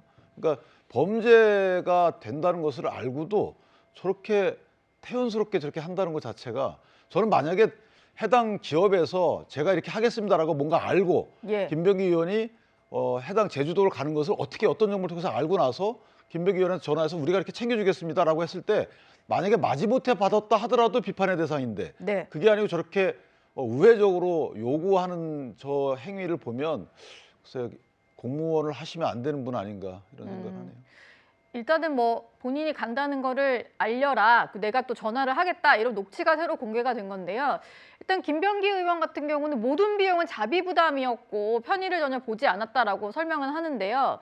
여선웅 부대변인님, 이게 경찰 수사 과정에서 뭔가 드러난다면 이것도 혐의가 꽤 중한 범죄가 될 수 있잖아요. 근데 이제 숙박권 같은 경우에는 본인이 처음에는 좀 인정하지 않았습니까? 그래서 이게 뭐 이 비용 같은 경우에는 자기가 반환을 하겠다 예. 그 이야기를 했기 때문에 이 부분도 역시나 어쨌든 뭐 금품을 받았다는 거는 본인이 인정했다 이렇게 좀 보여질 수 있을 것 같고 지금 앞서 뭐 이야기 나온 대로 만약에 지금 저런 보도가 사실이라고 한다면은 김병기 의원이 적극적으로 뭔가를 조금 요구한 것처럼 보이긴 하거든요. 예. 그렇기 때문에 지금 앞서 뭐 숙박권 관련된 그런 뭐 청탁금지법 위반 관련된 혐의에 더해서 뭔가 또 다른 또 혐의가 또 더해지는 것이기 때문에 좀 더 큰 문제가 될 수도 있겠다 이런 생각이 있습니다. 예. 이제는 김병기 의원의 소환 조사가 임박하지 않았나 싶습니다. 오늘의 2위까지 확인했고요. 이제는 댓글을 한번 확인해 보겠습니다. 네, 활동 중단 기간에 막걸리 공부는 좀 아니지 않나요? 박나래 씨의 어떤 막걸리 공부에 대해서는 여론이 그다지 좋은 것 같진 않네요. 네, 황제들의 국보급 만남이네 반짝반짝 빛난다. 김연아, 김연경 두 황제들의 만남에 대한 반응이셨습니다. 얼굴 천재가 탈세 천재 구설에 어쩌다 이런 일이 사실관계는 따져봐야겠지만 좀 논란에 휩싸이다 보니까 빨리 진실이 밝혀졌으면 좋겠네요. 아파트 포기해라. 그러면 믿어주겠다. 이혜원 후보자에 대한 말씀이셨습니다. 마지막 댓글입니다. 다그치는 질문에도 멘탈이 장난 아니네. 최은석 의원이 여러 번 물어봤는데도요. 계속 안정감 있게 답을 하는 모습이었죠. 댓글 모두 확인해봤고요. 이제는 마지막 1위 하나가 남았습니다. 바로 공개합니다.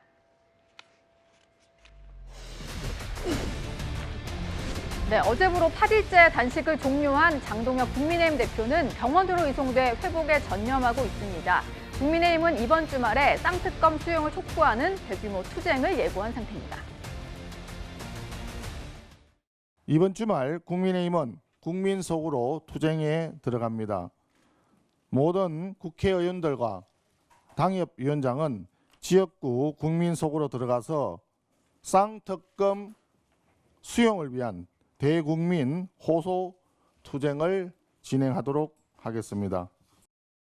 지금 여러 가지 검사를 진행했는데 그 결과가 아직까지 안 나온 부분들이 있는데 조금 시간이 걸리는 것 같고 회복에도 조금 시간이 필요한 상황인 것 같습니다. 지금 상황에서는 뭐 말씀드리기가 힘든 상황인 것 같아요. 다음 주 월요일 날 당대표께서 오실지 안 오실지도 아직 알 수가 없는 상황이고 무엇을 의제로 할 것인지도 아직 정해진 바는 없습니다. 예. 오늘인 것으로 저도 알고 있는데 예.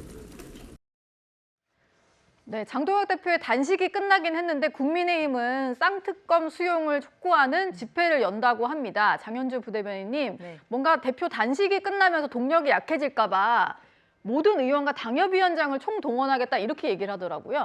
결국에는 장동혁 대표를 중심으로 이제 보수가 결집할 수 있다라는 판단을 한 것으로 보이기는 합니다. 예. 사실 어제 단식을 푸는 과정에서 뭐 별로 아무도 거의 예상을 못했을 것 같은데요. 박근혜 전 대통령이 직접 단식장을 찾아서 또 단식을 푸는 모습을 보여줬기 때문에 결국에는 보수 진영 결집의 구심점으로 장동혁 대표가 힘을 받는 것 아니겠느냐, 이런 또 일각의 분석이 나올 수도 있겠다라는 생각은 듭니다. 예. 그러나 저는 제가 봤을 때는 박근혜 전 대통령이 보수 결집의 구심점으로 힘을 실어주는 역할까지는 뭐 할 수 있겠다라고 선회할 수는 있겠지만, 결국에는 지방선거를 몇 개월 앞둔 이 시점에서 과연 국민의힘이 중도로 확장할 수 있는지에 대해서는 굉장히 의문이 드는 그런 모습이었거든요. 예. 결국 장동혁 대표는 뭐 지난번에 사과를 하기는 했지만 결국 윤석열 전 대통령과의 뭐 절연이라든지 이런 부분은 명확히 하지 못하면서 반쪽짜리다, 뭐 하나마나한 사과다, 이런 얘기를 들었었는데, 결국 선거를 얼마 앞두지 않았다라고 한다면 중도로 확장을 하고 또 결국 중도층에 계시는 국민들께 또 소구하는 소구력이 있어야 될 텐데,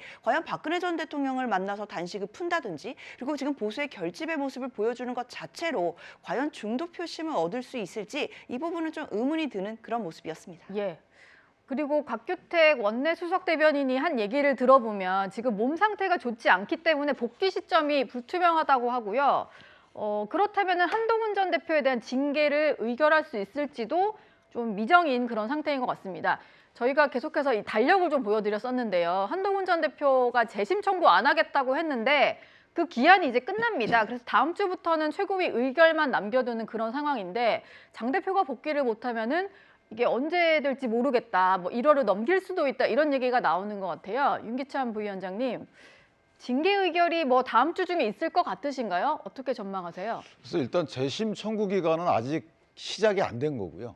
시작이 안 되는 건가요? 네, 왜냐하면 이제 재심 청구 기간은 징계가 확정된 뒤로부터 10일간 재심 청구 기간이 있는 거예요. 그런데 예. 징계 확정이 되려면 윤리위에서 일단은 의결하고 그다음 최고의 의결을 거쳐야 좀 확정이 되는 겁니다. 그러니까 만약에 26일 날 징계가 확정이 되면 그로부터 10일 동안이 재심 청구 기간이에요. 그런 거예요? 네, 근데 이제 장동혁 대표가 얘기했던 재심 청구 기간이라는 것은 원래 그렇게 청구 기간을 주니 그 기간 동안은 해명을 좀 기다려보겠다, 이런 취지였지. 예. 저희가 그 당원당 유상의 재심 청구 기간이 기산된 건 아니었습니다. 어찌 됐든 26일 날 최고위에서 어떤 결정을 할지 모르겠지만 저는 개인적으로 상정되기는 좀 쉽지 않을까라는 생각이 드는 게, 장동혁 대표가 뭐 흉통 등으로 인해서 저 때까지 복귀가 될지는 모르겠어요. 네. 그래서 아마도 만약에 복귀가 안 된다 그러면 저 때 최고위에서 저 사안이 올라가기는 어려울 것 같고, 저는 그러나 이제 한동훈 전 대표에게 좀 바라는 게 있다면, 네. 그러면 어쨌든 한동훈 대표가 상당히 야권의 리더로서 기능을 좀 해야 되는데, 그런 취지에서 보면 뭔가 반응은 있어야 되겠다는 생각이 돼요. 반응이요? 예를 들면 이게 조작이고 이 정치보복이라고 말씀하셨는데, 그럼 조작이면 어느 부분이 조작이 됐고 어느 부분은 또 인정이 되고, 이런 부분을 좀 명확히 나눠서 해주면 거기에 따라서 당원들도 그걸 정확히 이해할 수 있을 텐데, 그냥 조작이고 이게 정치보복이다라고 하니까 이게 정치적 공방으로만 들려요. 예. 근데 윤리위라는 것은 사실관계 확정 이후에 거기에 대한 정치적 평가 내지 당원당 유상의 평가이기 때문에 그걸 좀 명확히 해주면 그럼 저희들도 좀 이해가 쉽겠다. 이런 생각이 좀 듭니다. 예. 뭐 장동혁 대표 단식이 끝난 이후에요, 한동훈 전 대표의 제명 문제가 이렇게 다시 수면 위로 부상을 하고 있는데, 친한계에서는 장 대표의 쾌유를 기원하면서도 한동훈 전 대표에 대한 제명 철회도 필요하다, 이런 얘기를 꺼내고 있습니다. 부패한 권력을 향한 국민의 단식이 모이기 위해서는 한동훈 전 대표에 대한 이런 부당한 징계가 제명이 철회가 돼야죠. 그게 전제 조건이죠. 회복하는 동시에 바로 오자마자 이 부분을 하기에는 정말로 단식을 한 이유가 그 한동훈 전 대표의 제명권이 후폭풍이 커지는 순간에 단식한 것이 정말 그런 정치적 의도였나 이야기가 나올 수밖에 없기 때문에. 뭐 한동훈 전 대표도 사과 메시지를 올렸고, 그러다 보니까 친한계에서는 제명 철회를 해야 된다는 얘기도 있고 보궐선거 공천해야 된다, 이런 얘기도 하는 것 같아요. 이현종 위원님, 네. 저 얘기들은 좀 어떻게 들으셨나요? 자, 일단 6.3 선거가 이제 4개월 조금 더 남았죠. 지금 이미 여당은 조국혁신당과 합당을 해서 이번 선거에서 압도적인 승리를 하겠다는 이제 프로젝트를 가동을 시작했잖아요. 예. 그리고 벌써 이제 우상호 전 정무수석도 사퇴를 했고 이제 강원도지사 준비를 하고 있고 네. 지금 뭐 일단 시도지사들 준비하는 분들이 꽤 있습니다. 예. 자, 그러면 이제 2월 달에 접어들면 이제 사실상 선거 국면이에요. 그러면 각 어떤 경선이라든지 그다음에 후보 내는 거라 등등 이걸로 지금 정신이 없을 때입니다. 예. 제가 많은 선거를 경험해 봤지만 지금쯤이면 정말 나무집에 부직갱이라도 가져와서 원래 뭔가- 지게작대기라도 그렇죠. 뭐 이거 가지고 도움이 와서. 되면 이거라도 써야 될 상황이거든요. 예. 저쪽은 그냥 다 끌어모아서 지금 총력전을 펼치고 있는데 이쪽은 글쎄요. 뭐 당에서는 당원 게시판 관심이 많을지 모르겠지만 일반 국민들 입장에서 보면 당원 게시판에 글을 했든 뭘 하든 별 관심이 없어요. 이게 뭐 먹고 사는 문제하고 뭐가 관계가 있겠습니까? 예. 그리고 지금 보면요. 모든 정책적 이슈들은 국민의힘은 열외예요. 열외. 민주당 내에서 자기들끼리 증세냐 감세냐 그다음에 자기들끼리 뭐 논쟁을 하지 국민의힘에서는 아무 관심이 없어요. 그리고 네. 지금 벌써 주가가 5,000포인트 넘어섰잖아요. 네. 그러면 관심은 우리나라 주식 투자자가 48%입니다. 국민의. 네. 그러면 국민들은 먹고 사는 문제에 관심이 있을 수밖에 없잖아요. 근데 국민의힘은 당원 게시판밖에 관심이 없어요. 그러면 이 선택을 어떻게 할 건가요? 네. 정말 상식적인 지도부라면 지금 뭐 당명 바꾼다고 그러잖아요. 네. 당명 바꿔서 4개월 동안 국민들에게 어떻게 알릴 건가요? 그러니까 그런 문제부터 시작해서 지금 당대표 지금 단식 문제에서 회복하는 문제부터 시작해서 이런 문제 가지고 한 달 정도 보내버리면 그냥 선거는 끝나는 겁니다.